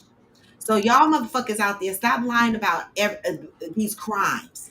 Whether it's a Jesse Smollett type thing, a Tawana Brawley type thing, there's too many people out here lying about shit, and we got so much going on in the world, and y'all wasting resources. All right, you wonder why in neighborhoods where cops don't show up or cops take hours to show up, because maybe in that demographic, y'all motherfuckers lie so damn much, the cops are tired of being dispatched. Like, I feel like lies like this affects when things really are happening to people and how law enforcement responds to it. Oh, for sure. You Yeah. know what I'm saying? Yeah. Well, you have to. It brings I, doubt. It brings an air of doubt. it does. They'd be like, "Oh, that bitch ran away." Meanwhile, this particular case might really be serious. But Tawana Brawleys and Carol Lee's are fucking it up for them. Right. Yeah. So, Deb, it is an open case still. It's not. It was never closed. It was just considered a cold case for a very long time, but it was never officially closed. And no, the questions aren't triggering. It's And just. they did drain the thing. She asked if they searched the area. He said they drained. But not the right No, area. not the Right. swampy. That So was are they based going to on. search the swampy area? I don't know. I don't know. They never said. And I mean, And the the last. waste management company, is that company, do they know the name of the company? I don't remember. Because I want to know if they know the name of the company. Are they going to search them too? Yeah, I don't know. I don't even know if they are in existence anymore. I don't think they are. Okay. Yeah. Okay. But they should search that swampy area because you know why? You never know what else you might find. Right. Exactly. They should search that shit. Maybe it happened before. Because think about it. You think this is the first person he did that to? I mean, I don't know. I was reading some shit the other day about this the guy, the architect in New York City who was a murderer, like a possible serial murderer Mhm. in Long Island, and they just arrested him, and they connected him to like I think four murders, and there's another three or four that possibly, but they're finding these remains that have been closed for that the cases have been closed for. Well, the murders happened many years ago, but now they're connecting him to all these things. So Great question, Angel. What do you need from us? Debbie said, do we need to sign petitions so that they can search the swampy area? no, I don't think so. I am handling it, Angel. Thank you. It's just Exactly, Robert J. That's what I'm talking about. Reconstructing public opinion is a big deal. That's why you can't have lies of a kidnapper. right. Yeah. Exactly, family Yeah. ties. Yeah. Right? And that's why I wanted to talk about it today. Because, baby, when I was at the Ruben Studded concert last night and I happened to scroll through my phone and I was like, what? I was at the concert, so I couldn't really get into it, but I saw a post where it said where the police department was giving a statement and they started talking about the shit that they found on her phone and her computer. I was like, oh my God. The fuck? I came home from last night, took off my clothes and shit, got myself settled and read the stories. I was like, I need to know what the fuck is going on. Did she really lie? But what was the end goal, right? Like, I don't understand. Don't know. What was your, what were you going for? Attention? Interviews pay money, right? So when her parents got interviewed, did they get paid? You know, she looked up how does Amber Alerts cost money or whatever. Like, what were you trying to do? Like, you know, these create stories, these create lifetime movies, these create things, right? So if this case was never found to be a lie, people might have been offering movie deals, book deals, all kind of shit around this. Interview with Oprah, Gail, what the fuck ever. These pay money. Because what else is the goal? Unless she's mentally ill. I can't even. Good morning, Rochelle. I don't know. What would your goal be to say you were abducted trying to save a child? Right? Because she fucked me up. Because now I'm like, I'm not stopping for no kid. Now, some Like, was there ever a kid? Like, this is what I don't understand. Like, obviously it's premeditated, right? If she searched for all these things, so she's looked up all this stuff, but why involve a kid? Why? because it's a sympathetic enough to capture our attention. This woman stopped for a kid on the road. Mm. What else you gonna stop for? A woman don't really stop for a man abandoned on the side of the road. Women don't really even stop for other women really abandon their cars sitting on the side of the road. Women are scary. You're taught not to do that. Exactly. So of course use a baby, because who wouldn't fucking stop for a baby? Not me now. Yeah. I might have before, but not the fuck me now. See, Hillbilly said he'll stop. But Hillbilly, you probably carry weapons and shit. But he's also a man And too. you're a man. Yeah. But a woman should not stop. I would call 911 and be like, it looked like an incident on the side of the road at Market 17 on Highway 80. And keep going. But I'm not going to stop. I'm scared. Like I posted this other video, a warning for ladies and men too. This woman, she did a video on TikTok where she came out of her work. She parked her car in a paid parking lot, right? And she came out and there was a teddy bear on her windshield. And she said she immediately got in her car. She didn't give a fuck about that teddy bear that was on it. She got in her car, she locked her door, and she pulled out and she drove to the police station. Okay. And she said, no, she said she drove around a couple of blocks first. And then she got out and took the teddy bear off her windshield because it was sitting right in the middle of her windshield. And she reported it. And so she said, ladies and gentlemen, if you come outside and you see a paper, anything on your windshield, she said, do not touch it. Leave the shit on there. Drive around a couple of blocks, do whatever you need to do, get where you need to go. Then, if you want to take it off, take it off. But she said that is a trap for human traffickers. When you go to bend over to get the shit off your car, they snatch your ass the fuck up. Mm. Okay? I don't take shit off my windshield. You know how people put their business cards and shit? It be there. I put my windshield wipers on, hoping the card come off. I'm not taking nothing off the car. Sometimes it be on there until I pull up in my garage. All right. I also posted a video where that guy was holding on to the back of the girl's SUV. What? Yes, it's on my page, Rich. It's crazy out here. This man was holding on. This girl pulled out of the parking lot, and this guy was holding on. He had a hoodie on, and his head was out. He was holding on. She driving, and these people in the parking lot saw it. And the girl was like, she filmed, of course. She was like, babe, that's a single woman in the car. Let her know there's somebody on her shit.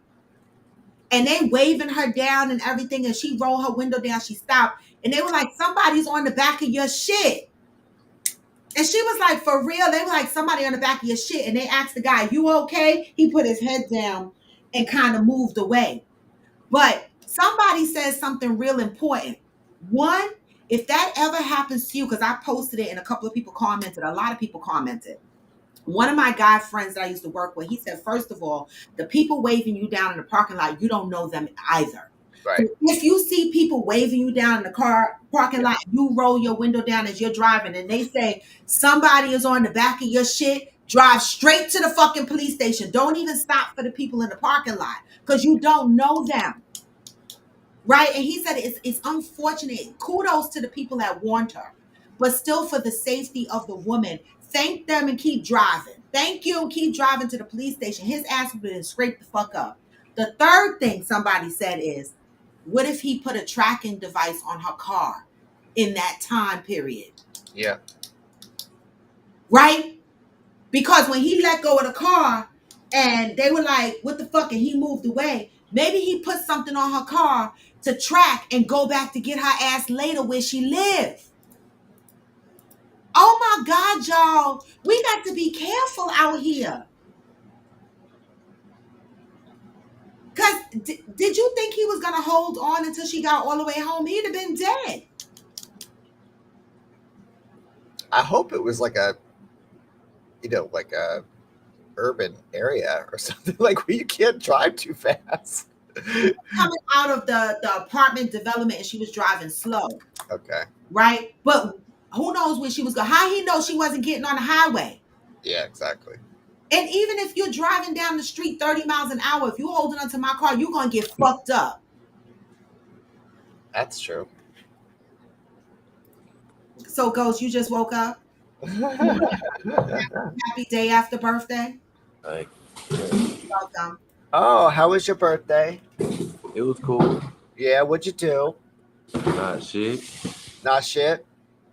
Don't fucking look at me like that. Why is you on the side of me like that? Don't do that. Your face look good today, Ghost. Thank you. Yeah, he looked 45 instead of 50.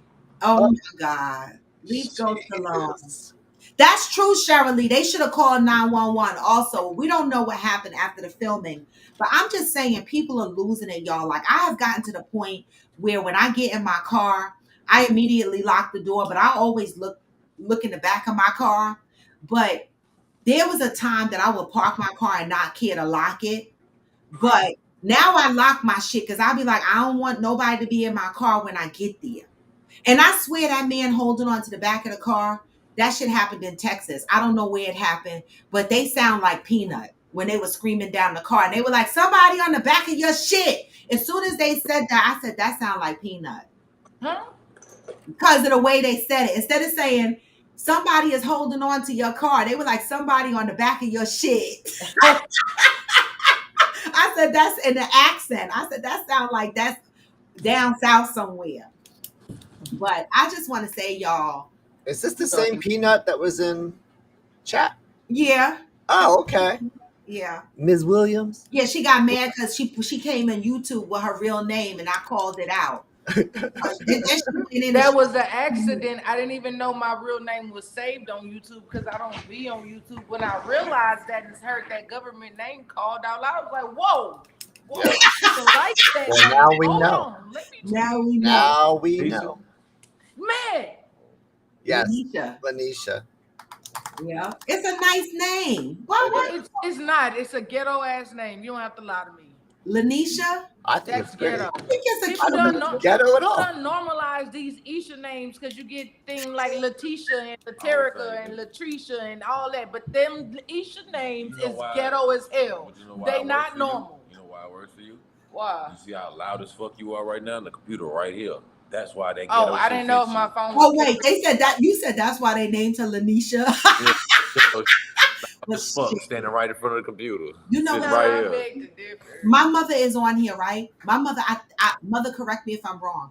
What did my dad want to name me originally? Wasn't it something like Keisha? He was trying to give me an Isha too, and I'm loud as fuck. And it would have fit. It would have because it fit. You're fucked up, Ghost. My whole thing is if they gonna give me that ghetto ass first name, why give me a white middle name? Like, why do that? What's the middle name? No. Wait, don't entertain this shit. Wait, let me tell you why. You see how white she looks? White though. Exactly. What's that name? What's that middle name? Like Brittany or Crystal or Ashley. Don't give me no fucking name like Lanisha. What the hell? And then come back with an L. They could have named you Mercedes or Lexus. That's true. They could, right? Or Porsche. Right. You could have been named Mercedes, Lexus, Porsche. Ooh. You know? How come nobody ever named their kids Corolla? What? Dodge. You know, what the fuck? Kia. Ooh, there is a Kia. Oh. I got a homegirl named Kia. Kia's a good one. I know a Kia. I know a Lexus. I know a Mercedes. Yeah. Wow. I mean, I feel like out of my siblings, I did get the better name, but like the boys are lucky because my mom named us, and so they got names like Johnny and Peyton. And then you get the girls, and you get Lanisha, LaQuanta, and Lawana. Like, what the Those are those are not real names, right? Those are your sisters? LaQuanta and Lawana, yeah. I mean, I got the better of the two, but still. I was gonna say you better be happy you call it. You better be grateful for the fucking name you got. But when the boys got names like Peyton and Johnny, like why we couldn't get no name like that? Why the fuck the girls got to get that hood shit? I mean, you don't have to keep your name. Like, Well, that's why she called herself Peanut. She don't want it. I don't want it. I don't want that name attached to me. Even at my jobs, I don't get called by my government. They gonna call me Peanut or L or Nene. But ain't none of that. They're not gonna call you no L or no Nene at no professional company. They're gonna call you Lanisha. I work overnight in warehouses. They call me what I want to be called. I don't okay. You need to work on the intercom with your loud ass. She don't need an intercom, clearly. Thank you. I need one because my voice carries. She is the fucking bullhorn. I call my sister PA for What's public announcement because she is loud as fuck all the time. That's Every time we are somewhere. Because her head shaped like one. Is that for real? No. Why they call you Peanut? Cause like I was always like little, and then like my skin was the color of a peanut, and little it just and salty. Childhood name. Like it used Wait, to be little and salty. Little like, and it used salty. to be Little Peanut, but then like the little dropped when I got bigger, so it was just Peanut, and it just stuck. And even with me trying to get rid of the Peanut name, it'll have somebody that been around for 15, 20, 30 years, and now I'll be like, everybody calling me L, and then it'd be somebody that say, hey, Peanut, and then they be like, oh, your name's Peanut? Oh, well, I'm calling you Peanut. So there ain't even no sense in me trying to get rid of the childhood name because it won't go nowhere. Robert said little. How tall are you? She little. Ain't no tall. It's how short are you? Fun size. I stand 5 feet, a whomping 5 feet tall. First of all, 5 feet? You shorter than me? Wait, pause. She considers herself a dude. Ain't no such thing as fun size for no motherfucking man. Hey, I do fun things with my height. I climbs these rides and trees. Come on with my 6 feet women. What? But you're not fun size. Men are not. Men. She's not a man, though. She's a woman. Men aren't fun size. She's a woman, though. Men aren't fun. No. She says she considers herself. Is that what you said, Pete? I didn't hear her say that. I heard him say it. Yeah. Do you go by a pronoun other than her? No, I go by she, her, him, whatever you want to call me, because I'm me regardless. Whatever you call me, whatever you Okay. I'm gonna answer because that's you. Whatever you comfortable with. Because I know who I am. But she and her don't matter to me. I know at the end of the day, when I take off my clothes, I'm a woman. I'm not trying to be a man. I'm comfortable. I'm masculine presenting. That's why I I'm said comfortable in men's clothes. Gotcha. But I still know I'm a woman. Yes, that's what I meant, Zen. How many of y'all turn y'all volume down because she keeps screaming? I don't turn it down. It don't bother me. Robert J., you said she's fun size. Salute Ghost. That's his baby sister. Right. His wife inside. She not fun. Well, she tall. It would have been. No, she not. She fun size too. No, you said you was fun size. Huh? You said you fun size. Oh yeah. I thought y'all was saying that Fancy was tall because I was just saying don't let her lie to you. She's taller than you. By like Me and Fancy are the same height. We're both 5'2". We're taller than you, Peanut. We finally taller than somebody. Fuck that. Oh wait, you thought this was Kenya? You thought that that's was? What I said. He thought nah. I was saying that's like your baby sister. That's what I said. That's why I said that. Kenya's inside. I don't look like no Fancy. No, he doesn't. No, he doesn't know what Fancy looks like. Some people are new. Yeah. So they don't know. Not everybody sees her social media, so they don't know what she looks like. They don't know. He fits to help y'all out for everybody that's curious as to who Fancy is. Oh, you can show us a picture. Put a picture up there on the screen, please. She's beautiful. Yeah, she is. He trying to find his perfect. Wait, Robert, don't do me. Robert, don't do me. Zoom yourself out. Shut up. Don't. Ghost is nice looking. No, he's not. I mean, yes, baby. Look at them. Look at when your hair's done all nice. How good it looks. Love that. Y'all sexy. My Take hair care of your look twists. like ass. Wait, Deb said It don't. it hurt. Shut up. Let me talk. Okay. Peanut be helping me keep it together in between my retwists and whatnot. You know what I'm saying? So Like Robert, does Peanut look like she into Ghost? I don't say the vibe. We dressed first. exactly the same. I was saying, Wait, gym shorts white and a white beater and beater, baby. underwear. We both got on gym shorts, a white beater, and some slides. No, we ain't rocking together like that. This can be a show. I love it. I fucking love it. Y'all said y'all got the How same y'all know each other? How did y'all meet? We more like siblings. Ain't no. Well, Yeah, that because y'all was tell us the story about Peanut. How did well, Kenya adopted her when she was 16.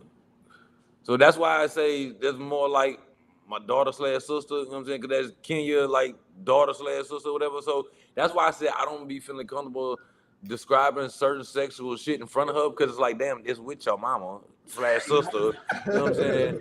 You know, We all grown. grown or not, it's. I'm grown and I don't want to hear no man say he eat my mama ass. Like I don't want to hear that shit.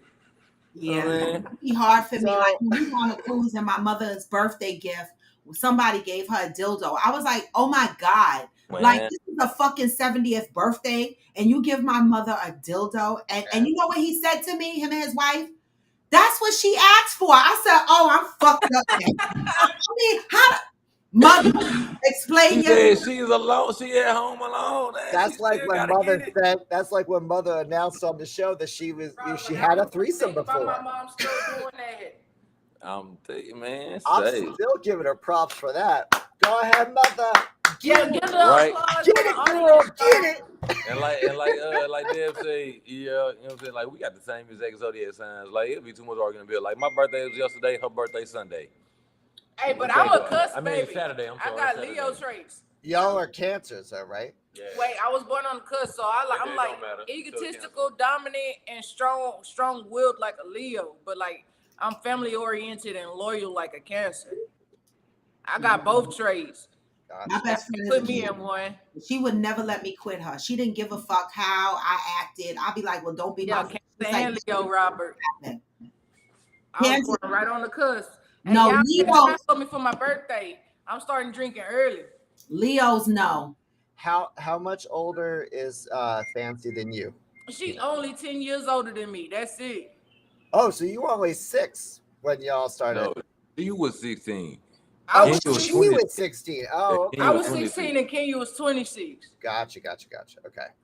And she heard me raising hell, and they're like, "Girl, why is you back? Why is you in?" Man, because they got me fucked up type stuff, and I went on to another. She's like, "Here, this is what you do." I love All that. right. So she Gave mentored me you. She's game. like your mentor. That's awesome. Kenya is like a mom I never had, real shit. But like, she too young and we too close for her to be a mom. I say she more like my sister, but like Yeah. legally, yeah, But she my mom. she made a good more like positive sister. impact on your life. You know, Yeah. And I that's wanna- where I be. I want to say something, right? Y'all watched oh God, my mental brain be fucked up. What's the show with Billy Porter? Pose. Pose, yeah. Oh yeah, I did. Pose, that's my shit. All right, let me tell you the one thing I love about Pose that pulled me into Pose. And my friends that are in the LGBT community said that this was true. Yep. The one fucking thing that show was powerful for me is the way they took each other in.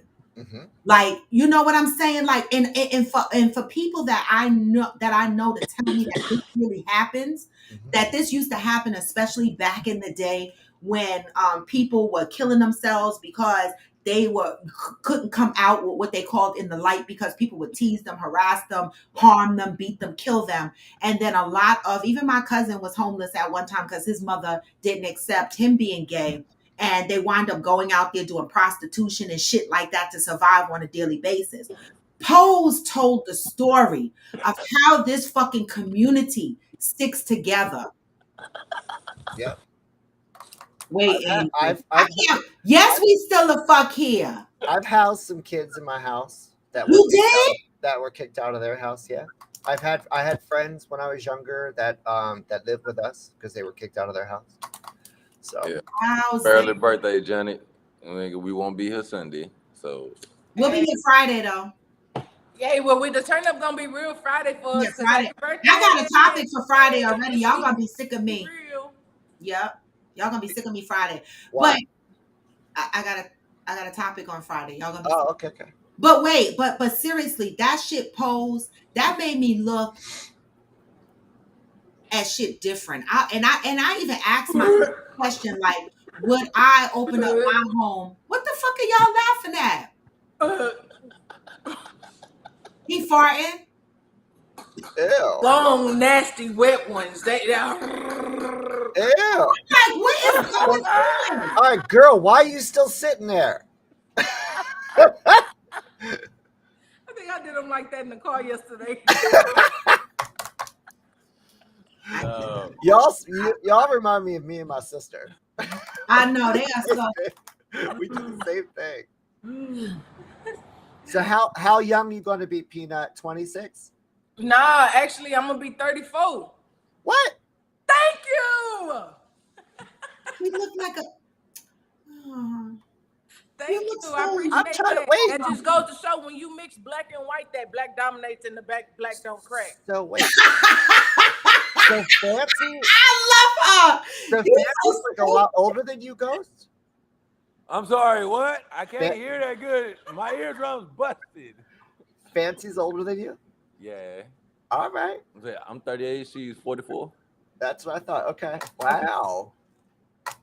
That's awesome. Go. I'm Fancy. not telling you the topic, Deb. Nope. It's gonna be fun. Is it a bad topic or is it a funny topic?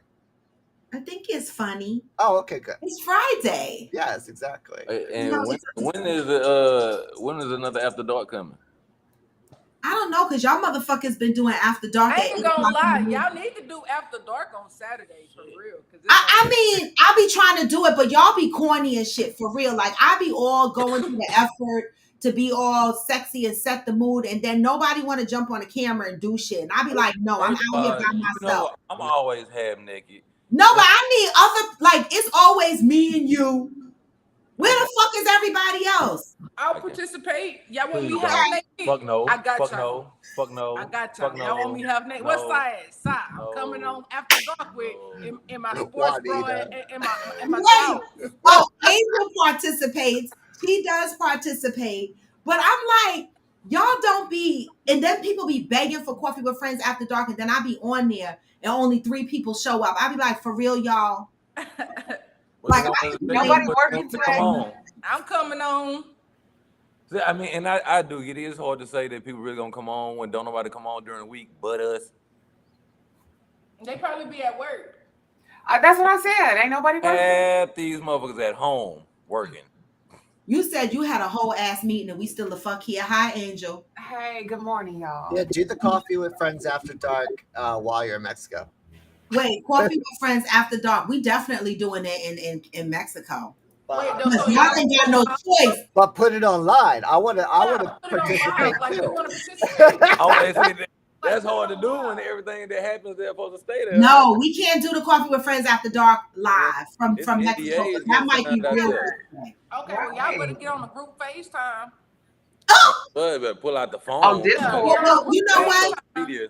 This is what I will commit to. The opening of Coffee with Friends After Dark, I could probably stream a little bit. But if it get a little intense, I'm gonna be like, bye y'all, because the fuck you should have been there.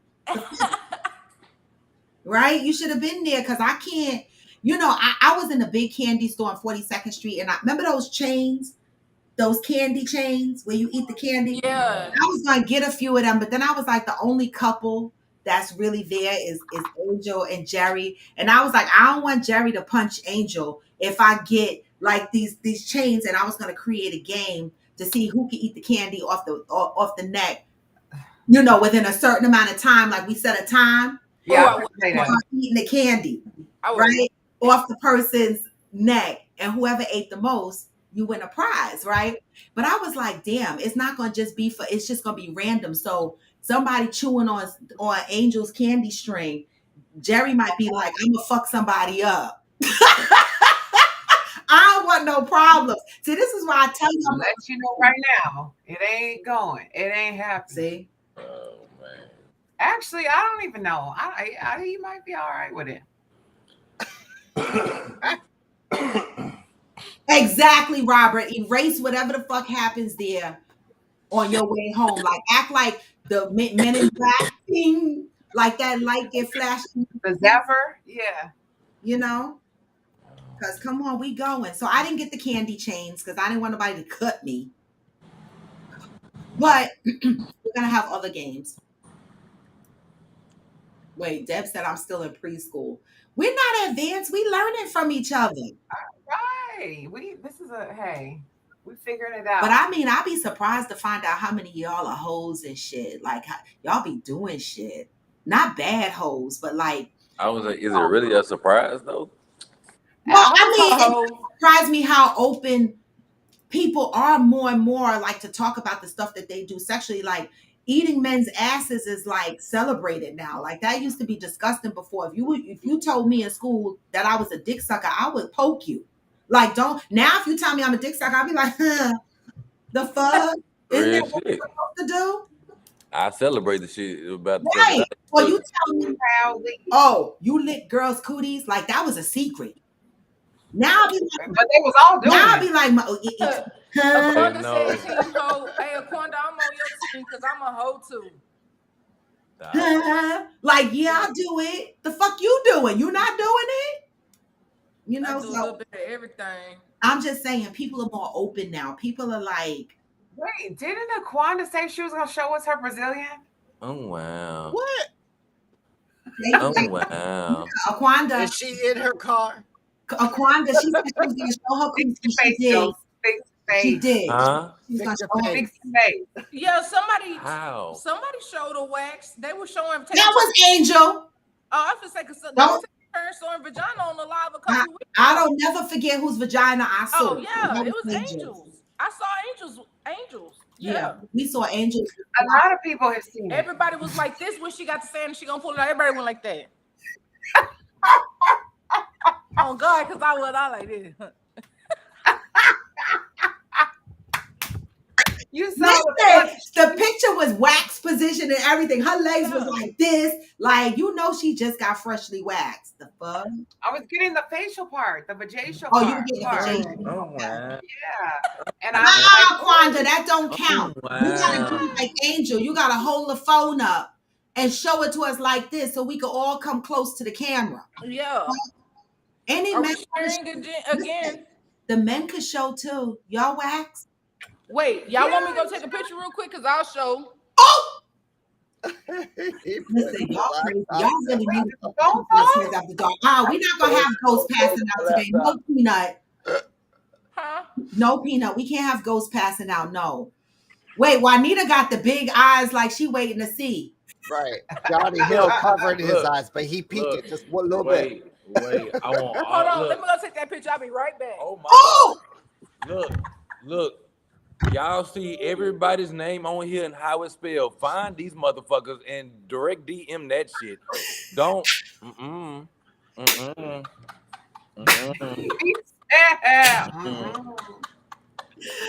love it. I know they are crazy. Oh my God. But yes, if I schedule another coffee with friends after dark and 3 people show up, I'm quitting y'all. I think I have been on every single one. Angel, you. Oh, okay. But you said 3. You said 3. So the 4 people that's on now. Yeah. I ain't gonna lie, y'all got me now. And Rob, when you come on Coffee with Friends, I'm gonna share it, and then I got like 100. Like I'll have 100 people come get on Coffee with Friends because they with the shit. My little gang is with the shit. Well, can you please start sharing my shit out? I got you. I just made a YouTube just to be able to get on because somebody decided they wanted to sleep in. Yeah, I was wondering where the fuck Ghost was. I was like, how dare he? I was wondering. Wait, I was wondering who the fuck that government name was. I was like, who is that? I had to text him. Man, that's because I ain't go to. Where you at? Why you not on Coffee with Friends? Man, I ain't go to bed. I love you, Peanut, because she was certainly on here. I was like, not her with a YouTube account. I made it this morning.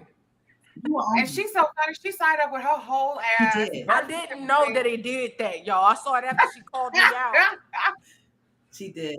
I was like, who the fuck is Lanisha. Ugh, the what? Stop saying You it, heard her bro. sister's name? Did you hear her sister's names? Say them again. It's a Laquana and a Lawana. But then the boys get lucky with Johnny and Peyton. How the fuck you get your No. boys Johnny and Peyton? Yeah, my brother's names are Johnny and Peyton. But wait, Laquana, Lawana. And Lanisha. I know they let me. My dad, which is the nigga, named us, and then my mom, which is the white, named the boys. And I'm like, y'all, you couldn't just let my mom name everyone. And then I came out so white, my daddy and pale with some fucking green eyes and blonde hair. Oh, my dad was like, he ain't even signed a birth certificate. In my part, it says unknown. Like, Aw, Oh that's man. not right. Right. it's okay. It's okay. And you probably look just like him, don't you? Nah, I feel like with my mom marked us honestly because we got an all white brother and we all look like we got the same mama and daddy. So I feel like we got some of our dad's features, but man, we predominantly our mama. Or somebody lying. Mm-hmm. I said, or somebody lying. Nah, we got. I ain't gonna lie. I got the black people lips, and I think I got. That's it. Cause I got a widow's peak. No, you look black. You come off as black, but you look white. I don't know how to say it. Like you one of those, you know, when people ask me, would you date a white guy? And I'd be like, they have to be black white. You know what I mean? Like a white Yeah, they gotta have some hood culture. too. Listen, Right. Peanut, I think you're perfectly blended. I think just she the is. way you are. Yeah, I think That's she is. all. Too. Yeah, I love it. It's sad that your dad didn't sign his loss. Yeah. That's some hoe That's shit. his. Yeah. It's all right. It's all right. Cause really. Yeah, but like how you decide when the baby gets here that you're not gonna claim it. Right. And it's weird You because would- like I'm his first Right, child, and I'm the firstborn, and like I came out pale like that. But then my brother and sister, my little brother and sister, they came out with some color to them. So he signed. Wait. This same father, right? Yeah, we all got the same dad. Okay. Oh, I'm gonna make a point. Here I go. So you decided that this baby could not be yours because the way that it looked, and you continued to have babies with the same woman after the fact. So you Oh like, no, I don't know what my dad was going through. He might have been on drugs or something because he went on to say that like he called me trailer trash and everything, and I'm like, but you made babies with some trailer trash, cause you continued. yeah. And then it's like, nigga, at the end of the day, I got black in me, so I kind of cancels out the white in everybody book but yours, cause just a little, you know, when you put a little drop of chocolate syrup in some milk, would it turn brown? Cause you know it's chocolate in there, like. Yeah. Wow. That's it. Sounds like daddy needs some healing. Yeah. Man, and it's funny, my sister and brother, they got like his color. Well, my little brother, he's honestly like he look like he like a light-skinned black boy, like him for him. But like my little sister, she got like the dark color, like she's like 3 shades darker than me, but like her hair, like you see, I got the little curls, curly cues. Nah, her hair like bone straight, and like all her kids look like white versions of my kids. Like they don't even look like they mixed with black, and her kids' dads is black, like black. Wow. This girl got cat hair. Okay. No damn curl. So okay. So Angel gonna try to break this down. So he calls you trailer trash and talks shit about you being white, but had babies with a white woman. Exactly, and I ain't gonna lie, he should have bricked, and we got into a physical altercation when I said, but you had babies with the trailer trash though, and we got into a physical altercation. I wasn't gonna call your mama trailer trash. I don't know her, but like, Hey, son. that's kind of where I was leaning. I was like, but if son. you made it so much, like, why you know? Good morning, minorities.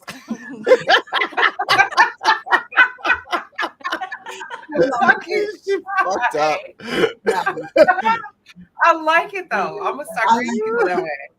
Hey, minority. My whole team is not. I got one. I know everybody in here is a minority, whether it's because you black or because you're part of the LGBTQ, but everybody that's on right now is a minority. That's true. Yeah. That's true as fuck. Yeah. I like it, Sai. Even you, Zen. Yep. That's true. Yep, Zen a minority. Why I gotta be called out, Sigh? Dang. Hey, okay. And you too, Zen. That's just like, oh, you good? Okay? Yeah, you fit that minority That bracket. is true. I'll give you credit, Yeah, Si. that shit is true. We all minorities. Yeah, Wow. minorities. Yeah. How about that? I love it. I Mhm. love it. You know, Sai, you came on. We've been on since 8 o'clock. It's 10:15. I got a meeting in 15 minutes. You could come to the cookouts. I Exactly. know I can because listen, my mac and cheese is banging. I was gonna say Zen can Zen fucking cook. cook. I ate his, Not only can he come, but he can Wait, cook. wait, I ate Zen. his food before Zen, several is mac times. and cheese a main course or a side dish? Zen, nobody answered but Zen. Well, it depends, but I have made it as a main course. But typically, if it's going to a picnic, is a side dish. You coming? Okay, you coming as a All side right, dish. You but coming? Black listen, people don't count mac and cheese as on their main course. but black people call me to make mac and cheese for their parties. Yeah. Okay. See, That's Do you what I'm make saying. do you make potato salad too? I do make potato What do salad. you put in your potato salad? I'm not going to tell you what I put in my potato You salad. don't You put Well, have I'm to gonna taste tell you it. for sure. But it's Racists not don't a go in white. potato It's salad. not a white potato salad, and it has flavor and seasoning. Okay. Okay, Zen. there it is. Yes. I know some people can't see Sai. That's because maybe her Facebook page is private, and that's why some of y'all can't see it in the chat, but you can see it on the screen because Well, you have to see it on the because yeah, that's why I'm sharing it on the screen so that y'all can Hey, see. Si, go ahead and go follow me on Facebook and IG. because Stop. What? her name is Alicia Williams. No, Lanisha Zen. was What was Alicia Williams? Lanisha. Lanisha. Oh, Lanisha. Yes. I was Lanisha. Look, can y'all stop? What? No. Wait, Johnny said I got the Rainbow Coalition over here. I got Eat my lip. Neapolitan It's baby. inside. I got one that came That's out why it was red. strawberry, I one thought you vanilla, want one the leg. chocolate. Motherfucker just touched the inside. like of my Johnny's lip. kids. I wanna see. Johnny's kids are all mixed up. Wait, you got a ginger? You got a He redheaded said he got a kid? Rainbow Coalition. Neapolitan babies. He got one that came out strawberry, one vanilla, and one chocolate. That's funny. Okay. Oh, I ain't gonna lie. I got a rainbow. I got a rainbow coalition too, Johnny. For real. Because Yeah. when you mix German, Irish, black with Hispanic, they come out all kinds of ways. Then you mix Wow. German, Irish, black, and Dominican. Yep. Ain't no telling what Different you skin can tones too. Man, I got Yeah. like all my kids except for one is darker than me, and then like How many kids you got? 7, and then No. Hold on. I got to hang the fuck up. I got a meeting at 10:30. No, fuck this shit. I gotta go. Right, we got listen, Zen. Hit the mic. Listen. Oh, and Zen, wait, rewind everybody. I want to take a moment to say, Zen, we saw that bougie shit you did yesterday. We didn't get a chance to touch on it. What bougie We saw shit? that bougie shit you did yesterday. You slapped the Yeah. mic and it went mute. Oh, you just And touched I've the been little slapping my mic button on top of your mic. And look at the mic changing colors. Exactly. Like that's some Bougie. bullshit. I've been slapping my mic since yesterday. It's just that. You fucking make me sick. Like he was like, hold on, I got a call. I was like, what the hell? Right. We were like, what the fuck is this? What the Think fuck about- is that? Okay, my kids, I ain't got no Rainbow Coalition, but me and Kenya ain't got kids together, but all my kids look like they belong to us. Yeah, they do. Like, I seen all Chase. my There they kids go. look like they belong to her. Yep, they do. Oh, look at your kid. Wait, so you have a type? No cap. I ain't gonna lie, I'm kind of color struck. Like I wanted all my kids to be light skinned, no shit. But all my kids' mothers are like brown skin, like they dark complected. Like but all my kids came out looking like me. I ain't gonna lie, I was scared as hell. Wait, you had a goal to have light skin That's kids? that my goal was not to have kids with nappy hair. On God. See, that's that colorism, and that's that. I'm We like, are. yes, I like. Wow. I'm light skinned, and But I know the perks that I got as being a handsome light skinned dude, and I just wanted my kids to benefit from Yeah. it His too. mama lied to him all his life because he is not handsome. His First of mama all, lied to him all his life. but hey, look, That's colorism, Yeah. and that's but you know what? That's a deeper That's that conversation. light skin conflict. That's an earlier That's an conversation. earlier. That's a deeper conversation because I'm gonna tell you no lie. that conversation still plagues culture, Sai is on YouTube. Hey, girl. right? That colorism shit plagues the Black community. The reason why I say that is because Caribbean countries and the continent of Africa, places are still bleaching their skin because they think lighter is better. And Yeah. people are still, it's not until recently when people started wearing their hair. Like when I was in school, people teased me, nappy headed bitch. Now, nappy heads is the thing. People want nappy heads. They be like, oh, your afro, your nappy shit looks good, right? But there was a time a lot of people was like, no, I want mixed babies because I want nice hair. I want this, I want that. I need light skinned babies. That's that fucked up shit that's I that shit you gotta unlearn. the light skinned kids because I'm light skinned. It had nothing to do with it, I think, because they're closer. No, you don't Whatever. think it does. No, But It does. It I does. just want my kids light skinned because I'm light skinned. Like I'd have been cool with whatever. You know what I'm saying? Like I wasn't tripping. It's just I was like, damn, I want all my kids No, but look at what fully you look said. like me. You said you had the benefits of a light skinned man. Right. So Only you because like the today. And stereotype. so what you're saying is that the darker skin doesn't get the same experience. But I Well, can't talk That's what you well, said. okay, if you want to put it that way, you can say it that way. But what I mean is, as far as like, like the stereotype where they say, oh, light skinned dudes or like pretty boys type shit or whatever. But it was more so of the light skinned dudes being like the ladies' man type of shit. You know what I'm saying? I just want to make sure my boys was there too. Like they was player than the bitch too. You know what I'm saying? I just wanted my kids to come out fully looking like they daddy, looking like me. You know what I'm saying? From the skin complexion to features to everything. I just want my kids to completely look like me, regardless of what the fuck their mama look like. All right. Yeah, I'm just a handsome nigga, you know what I'm saying? I just wanted to keep it going, you feel me? Oh my God. If I roll my eyes one more time. exactly. Hey, don't get stuck. I got a Don't get fucking stuck. headache. I'm like, because I've been there. So I know, like when my baby daddy, when I was like, oh yeah, I'm only gonna date light skinned men. I went through that. Because light skinned men are the best. And then as I got older, now I like the chocolate too. I be like, that chocolate is good and yummy. Right. And so, but I was in that phase. My grandmother was prejudiced, not racist, but prejudiced of darker skinned people. And so if you brought somebody in that was darker than a paper bag, she might comment. Thank you, Deb. And so that's that shit that weighs on us. And like a lot of people be proud that they mix with white. Like my grandmother's half white. Her dad is from Portugal. Her mom is from Bermuda. And, sometimes they take on that persona of lighter, whiter is better. And it leaves the brown people.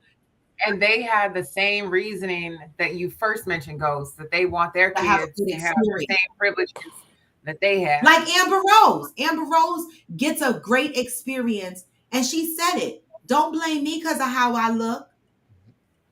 You know what I'm saying? No, but blame people for how she's treated. And when we perpetuate these stereotypes, this is why I'm getting off the camera now. Hey, girl. What's up, girl? Happy Thursday, y'all. Happy Yes. Thursday. Is it Thursday? I can't stay because I got a meeting in 10 No, minutes. I can only stay for 5 minutes. I got a meeting at 10:30 with my boss. Yeah, I do too. What's up, Si? Hi, guys. I just came to say hi. That was it. That But I was want to say this. weekend. The thing about the complexions that I don't like is that like, huh? Thanks, Johnny. Real shit, Johnny. The thing about the complexions I don't like growing up, I used to get kind of like badgered because I was light skinned. And I'm like, motherfucker, I ain't have no choice. I didn't like, it was there's no complexion chart and I chose this shit. It's just what it is. What I will say though was an interesting experience. I went to Tanzania some years ago and I went with this nonprofit, and on the trip, I was with a bunch of white people and Australians, right? And I remember getting to Africa and I was the only Black person on the trip.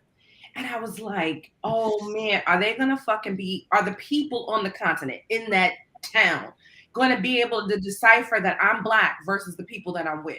And that was something that I battled with. I was there for 9 days, 10 days. And I was just kind of like, I want them to know that like, I'm one of you and I'm not them. And so I battled with that because everyone I came across was brown skin. Everyone was dark skin. Everyone was darker than me. And I was like, yo, I hope they don't think I'm white. And then I went to this orphanage on the trip. And finally, at one school we stopped at, there was one little light-skinned girl, one, just one.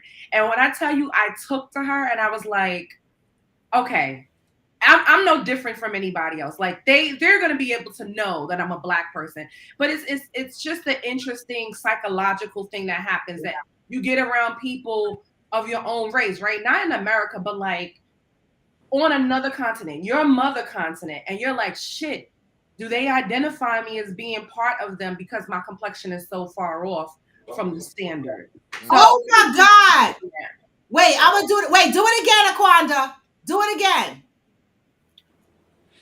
Do what again? Yeah, what?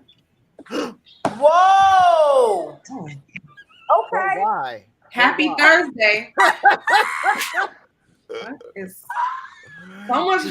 She's showing her She just Brazilian. got waxed, so she wanted to show it to us. But why?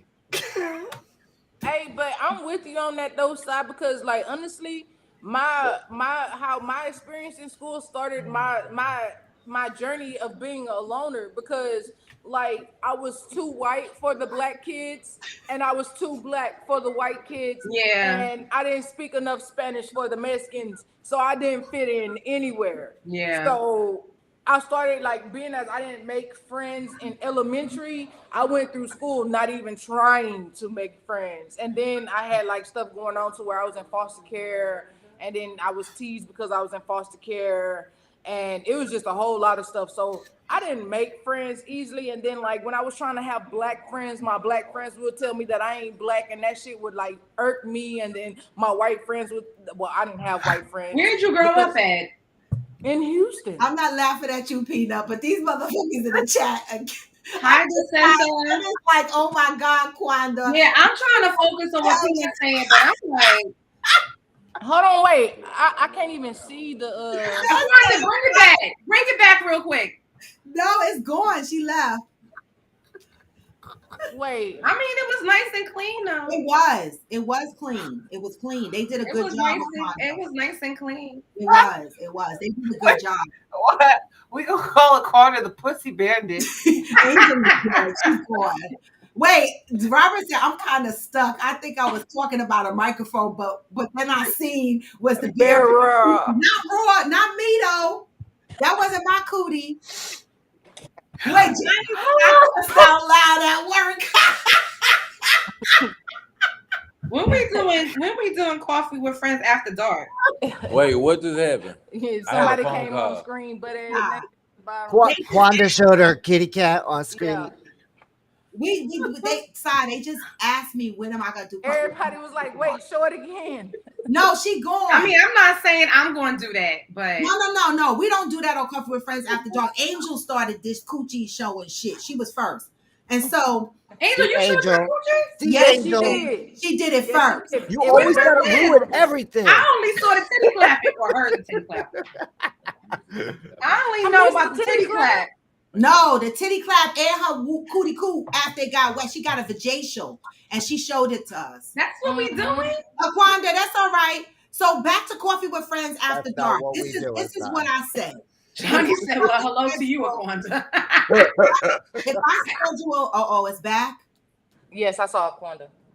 If I schedule a Come Coffee on, with Friends Aquanda. Put After- little Aquanda on the screen. Wait, I will when I see her show her cootie cat. I'm looking. Put little Aquanda I don't on. want to see.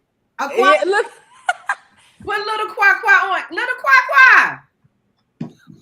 Where's the we don't see anything, Aquanda? she hiding now. Where's Qua? It ain't there. It's just a black Right, screen. because she's not. Aquanda, move back. You got it too close. Camera on. Take it out of your vagina.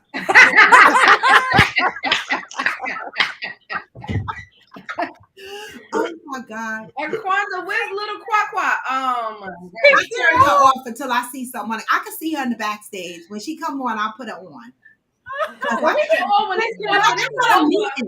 When this is over, we can rewind this and go back. But I gotta go. I got a meeting. Bye, y'all. We all I'm gotta go. with y'all. Bye. We will see y'all tomorrow. Exactly, Johnny. Get the hell off. Everybody get off. Bye.